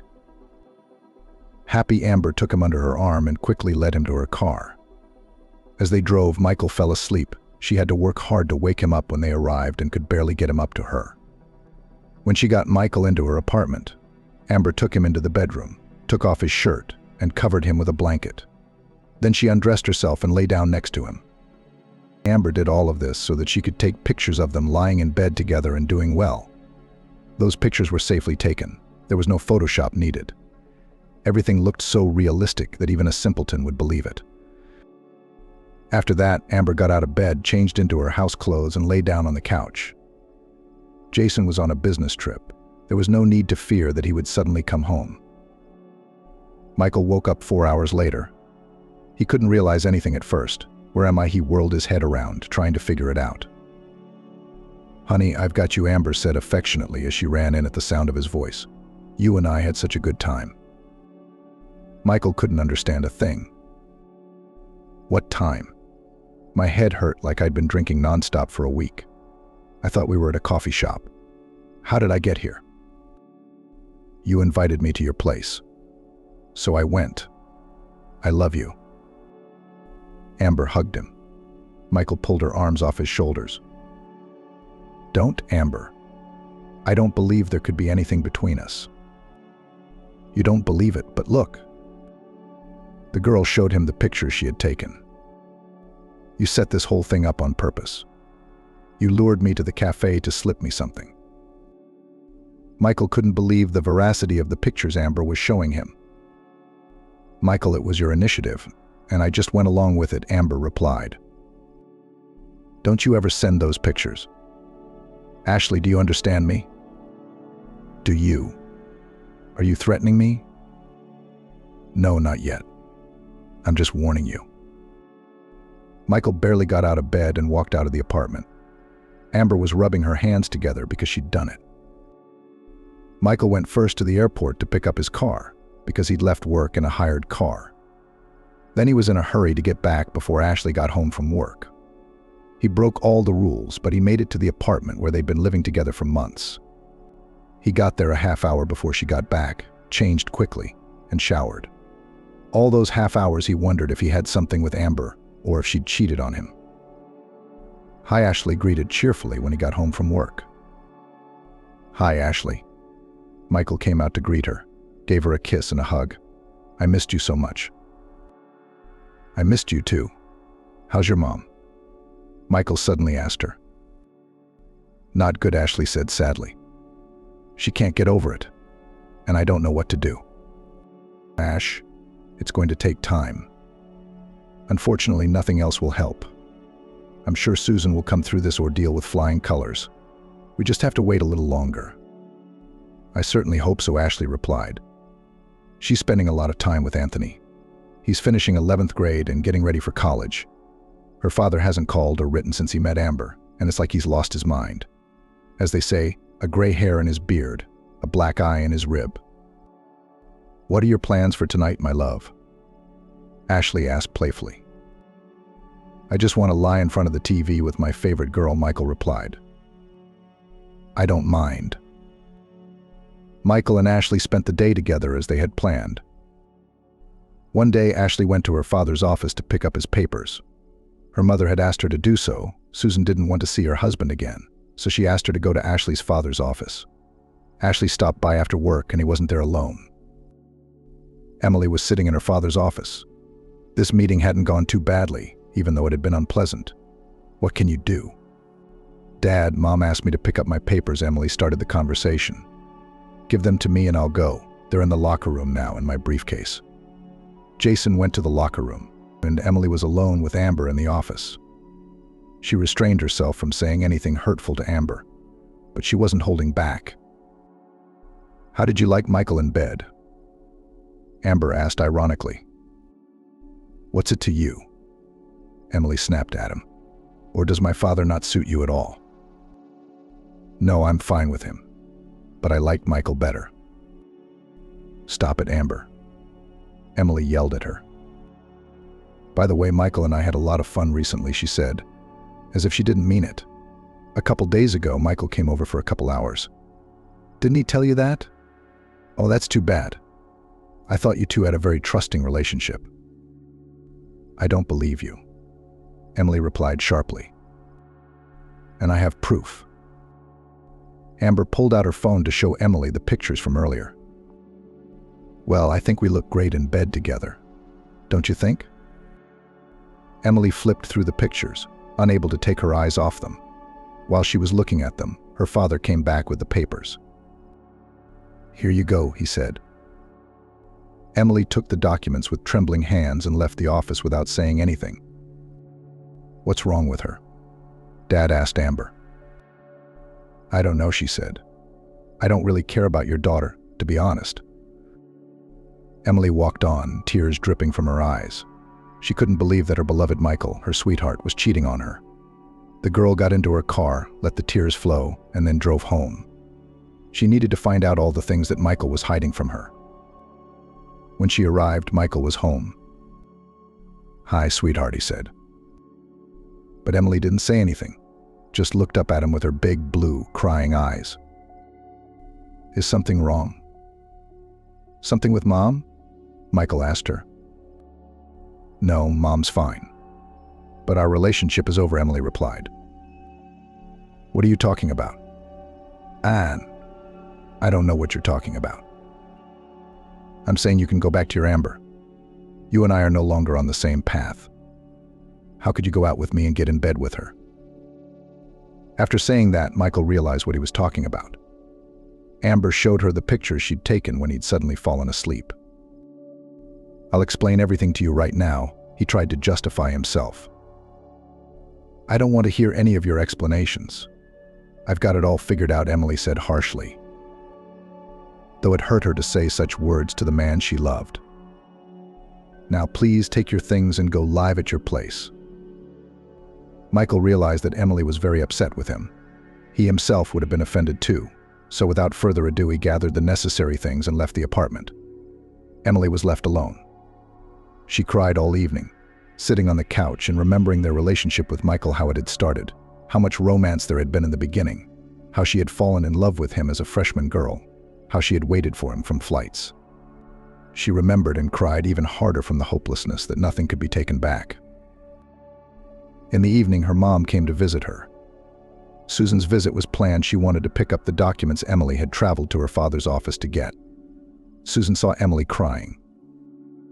"What's wrong, daughter?" she asked. Now Susan had to comfort her daughter. "Mom, it's Amber. Imagine today when I went to my father's house, she showed me pictures of her and Michael in bed. It was a few days ago," Emily said, sobbing. She felt sorry for herself. "Are you sure it's not a montage?" Susan asked. "Just knowing Michael and his attitude toward you, I can't believe it. What did Michael say to that?" "And I did not listen to him," said the daughter. "The picture was enough for me. But you can't do that. You always have to hear two points of view. This Amber's interest is clear to me. She wants Michael back any way she can. She even went through Jason, but she realized she didn't get her ex back. She's angry, and she's being mean." "Mom, not making excuses for him," her daughter continued. "I'm not making excuses. That Amber is an asshole, and she needs to be dealt with in her own way," Susan said firmly. She was belligerent. "I realize now that Jason is just a fling for her. And I've been asking myself for days, why didn't I fight for my husband? And Emily, maybe you should have given that girl a big send-off." "Mom, is that you?" Emily didn't recognize her usually quiet and calm mother. "How do you want to fight for Dad?" "I don't know yet. It's Anthony's birthday, so we need to get the whole family around the family table soon. Can you help me? And we'll invite my dad too, of course. Without Amber, of course. And we'll reminisce about all the good times we used to have together." "Mom, I don't know what it'll look like, but I'll help," Emily nodded. Her resentment toward Michael had been put on the back burner for now. Emily spent all her free time preparing for her brother's birthday. Anthony was turning 18. He decided to celebrate his holiday twice, with friends in a cafe and with relatives at home. A couple days before the party, Anthony called his father. "Dad, hi. I hope you didn't forget. It's my birthday." "No, of course not, son. How could I forget?" Jason replied sincerely. He had a wonderful relationship with his son. He didn't want to lose that relationship to a new love. "Dad, we're going out with the family. I'll see you at home on June 25th. Will you come?" Jason paused for a moment, which made Anthony want to get upset, and then he said, "I will, Anthony, thank you. I just hope you'll come without her. You know, Mom, Emily, the in-laws, no one will be happy to see her." I'm not such a fool, his son realized. And Jason did keep his word and came to the party on time and without his Amber. Susan met her husband as if there had never been any marital discord in their relationship. She was affectionate, friendly with him. It was a family celebration that everyone enjoyed, and the birthday boy himself was happy, and a full family, and gifts that made him relatives. After the feast was nearing completion, Anthony with a glass suddenly rose from the table. "My relatives, I want to say a big thank you to all of you. Thank you for what I have. To you, Dad, I say a special thank you for coming, and we are together with you now as before." Anthony's words touched both his father, mother, and Emily deeply. Even tears rolled out of their eyes and fell into the glasses with sparkling wine. "Emily, where is Michael?" the father asked his daughter. He didn't know they were in a fight and Michael was on a flight. She had lied to him. She didn't feel like telling her father the whole story right now at the party. The family and friends slowly began to disperse. But Jason, after drinking a little wine with Susan's brother, didn't want to leave. "Dad, why don't you stay home tonight?" suggested Emily, who wanted to annoy Amber. Dad didn't refuse the offer. He was glad he did, because he would have been too embarrassed to ask to stay over. He and Vitaly sat outside that night. Jason went to his and Susan's bedroom, as was his habit, and only when he lay down did he realize that he had done something wrong. But Susan didn't kick him out, but decided to use her mistress's methods. As soon as Jason fell asleep, Susan took a picture of them together. All night Jason's phone was ringing off the hook with missed calls, but Susan turned down the sound on her phone and fell asleep peacefully. She was furious that Jason wasn't answering her. She knew exactly where her lover had gone and was very worried about missing Michael. She couldn't let Jason go now, or she'd be left with nothing. And she didn't want that. She called all night, then all morning. Jason woke up around 0800 and grabbed his phone and saw about 30 missed calls from Amber. He immediately called her back. "So where were you all night?" "My son's birthday party ran late," Jason said. Amber answered with a look of displeasure. "I fell asleep on the couch in the living room," Jason lied. "I'll come over and explain everything." Jason hadn't even had breakfast, leaving his former home. Susan had sent the pictures from the night before to Amber through Emily right after her husband left. Amber got those pictures and was just furious. As soon as Jason walked in, she gave him a huge scandal. He didn't confront her. He had a headache. He drank a cup of coffee with a hangover and drove to work. He didn't have the energy for a fight. He wasn't sure if he wanted to spend the rest of his life with Amber. Meanwhile, Emily's mom insisted that Emily have a serious talk with Michael.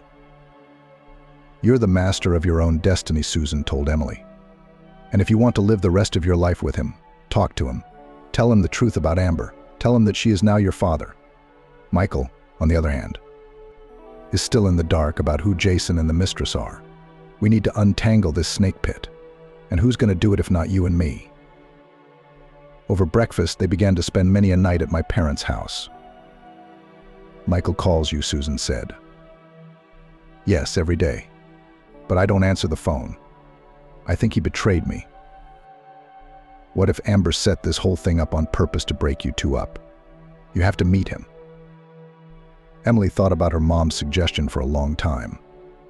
On the one hand, she really wanted to meet Michael. She missed him so much. But on the other hand, she immediately remembered those nasty pictures, and she didn't want anything else. But the meeting presented itself. Michael was waiting for Emily at her work. "We need to talk to you right away," he said. "This can't go on much longer. I have to explain everything to you." Without speaking, he took Emily's hand and led her to his car. She didn't resist. In her subconscious, she was looking forward to this meeting. "I owe you an explanation about these pictures," Michael began. "Yes, they were taken at her house. But I honestly don't remember when. One thing I do remember is that Amber and I were leaving work after a hard shift. She invited me to a coffee shop near work. Since you were working through the evening, I agreed to sit for an hour and have breakfast. And after I drank the tea, it was all a blur. I don't remember how I got into her car. I don't remember how I ended up in bed at her place. You may not believe me, but I remember everything very, very vaguely. It was like something had been put in my drink." "I believe you," Emily replied. "I believe that she's capable of it, because she's been trying to break us up for so long. And your biggest mistake right now is that you didn't tell her that Amber is your ex-girlfriend, and she wants you back so badly." Michael, hearing those words, turned sharply toward Emily. "How do you know that?" "Amber told me. You know that Amber and Daddy's mistress are the same person." He couldn't hide his surprise. "But how? So your dad is dating my ex-girlfriend?" "Yeah, that's right. But that's not all, Michael. Your ex-girlfriend Amber specifically started dating my dad Jason to get back at me. I went out with her, and she told me in no uncertain terms to dump you so she'd leave my dad alone. But I didn't, as you can see, because I love you. And that really pissed her off. So she decided to set me up with pictures of you. But that doesn't mean that nothing happened between you two." "I mean, it doesn't," Emily said. "Michael, I swear to you that nothing happened between me and Amber. At least not while I was in my memory." "Yes, I do," Emily said affectionately. "But why didn't you tell me earlier that you knew all about Amber?" "I didn't want to involve you in the family squabbles," she said. "Does your father know about Amber? Did she go out with him on purpose?" "No, no one's told him that yet. I want to tell him, but I just need him to hear it from Amber. He might not believe me." "Then we'll build on that," Michael suggested. "Let's get Amber out in the open." "How do we do that?" Emily asked again. "You need to meet with her again, but record the entire conversation. I'll call her now and make an appointment," Michael suggested. Emily nodded. There was one number in her phone book. She found it, called it. It rang. "Hello," Amber answered. "Amber, this is Emily, Michael's current girlfriend. Remember when we met you at the coffee shop?" "Yeah, of course I remember. I'm going to be your stepmom soon." Amber said into the phone. "Amber, if your offer to dump Michael still stands, I'm in. But we need to meet again and talk things through. I need assurances," Emily said into the phone. "I'll never give up on Michael, so it's on. Do you want to meet? Well, let's do it tonight at 8 p.m. at the same place," Amber suggested. "Okay," Emily replied. "Well, that's half done," Michael said as Emily hung up the phone after talking to Amber. "Yeah, but I'm so scared to do all this, like I'm going to betray you tonight," she added. "Don't be afraid of anything, Emily. I'll always be there for you. Trust me," Michael said and leaned in to kiss her. Emily did not resist for the first time in a long time. After that conversation, they drove to the apartment where they had lived together before their fight. Emily began to get ready to talk, as it was already 4 o'clock. "I could take you to a coffee shop," Michael offered, but she declined. Emily was afraid that Amber would notice him and not believe that the whole situation was real. Finally, evening came, and Emily drove to Boston in her car. It wasn't a long drive, so she got there in 15 minutes. Amber was already sitting at a table in the cafe in all her war paint. "You've had enough of Michael, haven't you?" Amber asked. "No, I love Michael, but I'm sorry about Mom. She's very depressed. She doesn't go out, she doesn't eat, she lied. I really hope that Daddy will come back to the family and everything will get better. Mom will revive at least a little. But I need to know that if I leave Michael, you'll leave Dad alone." "Yeah, I promise you that. You leave my Michael and I'll leave your father. I don't love him. I don't love him. I only needed him to accomplish my goal," Amber said loudly.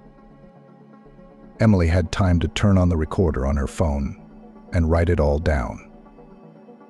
"Okay," Emily replied. "I believe you, Michael is yours."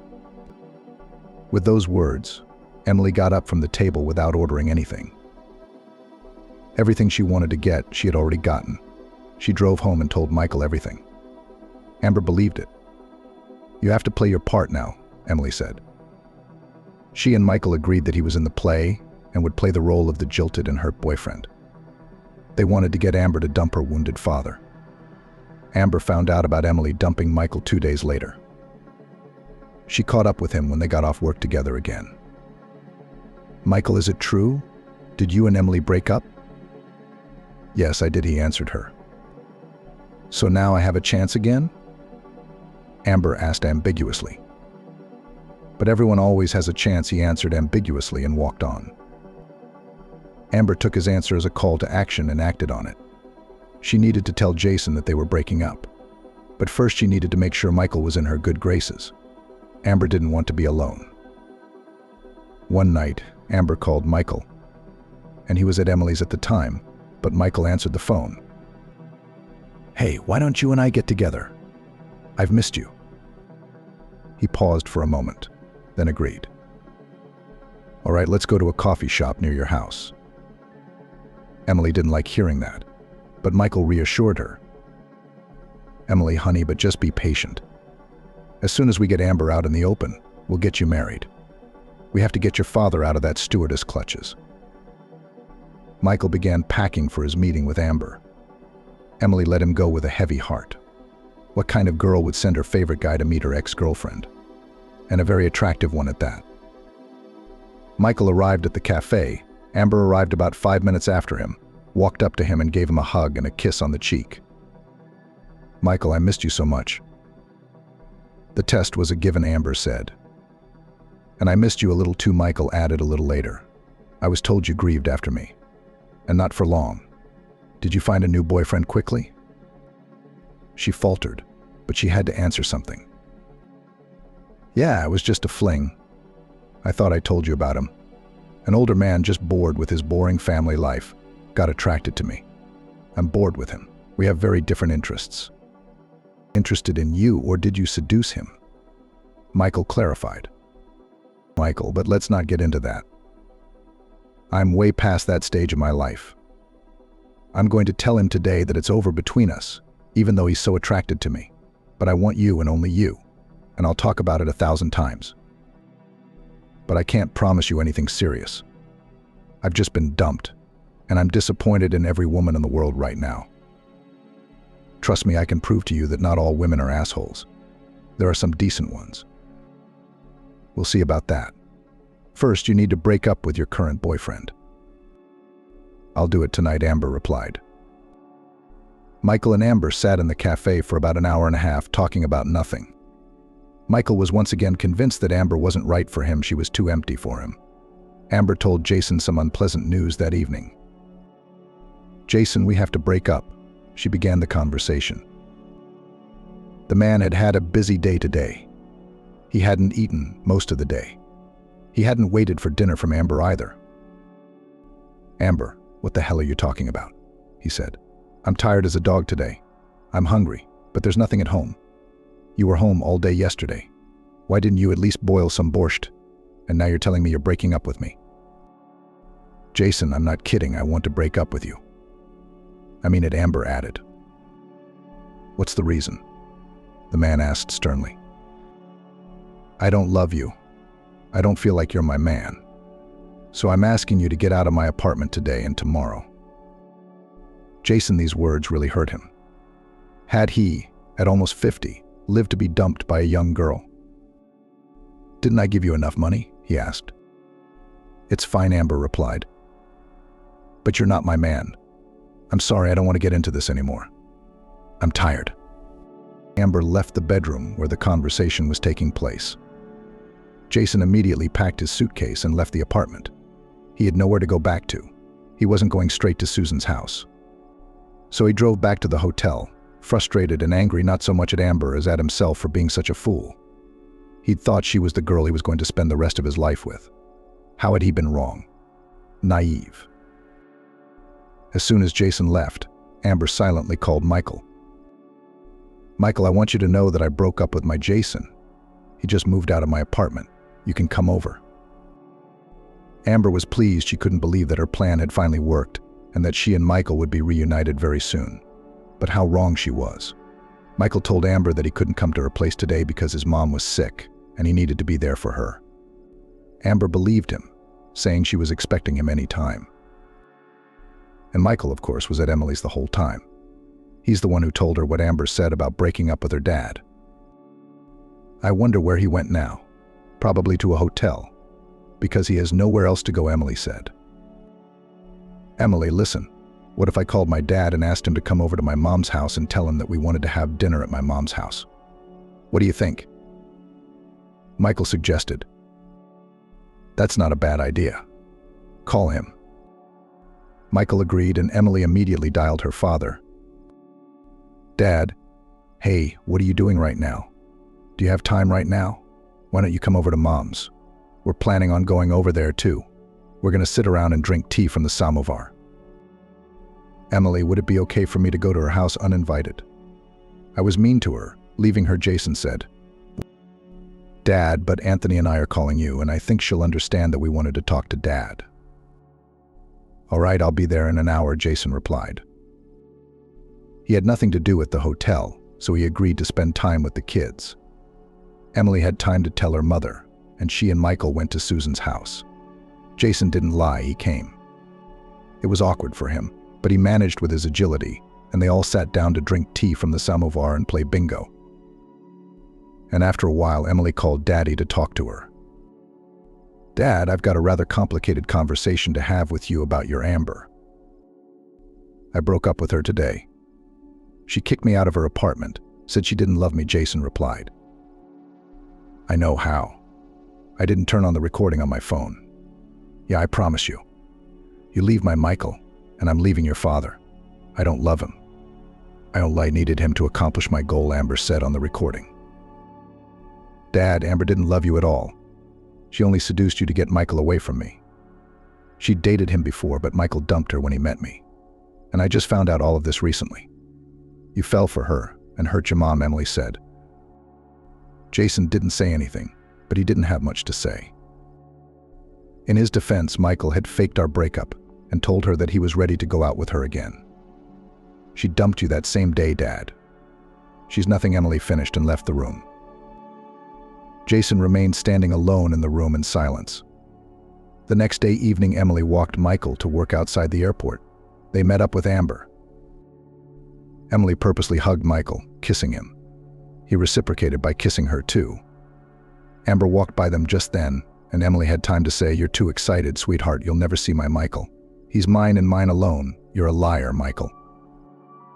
Only now she realized that she had been tricked. "You're not all about screwing around with men. You stole my father away from my family, so you're left with nothing," Emily added. She was glad that Amber was finally getting what she deserved. And she deserved to be left alone. Michael and Emily got married a few months later and went on their honeymoon in Los Angeles. Emily had long dreamed of visiting that city.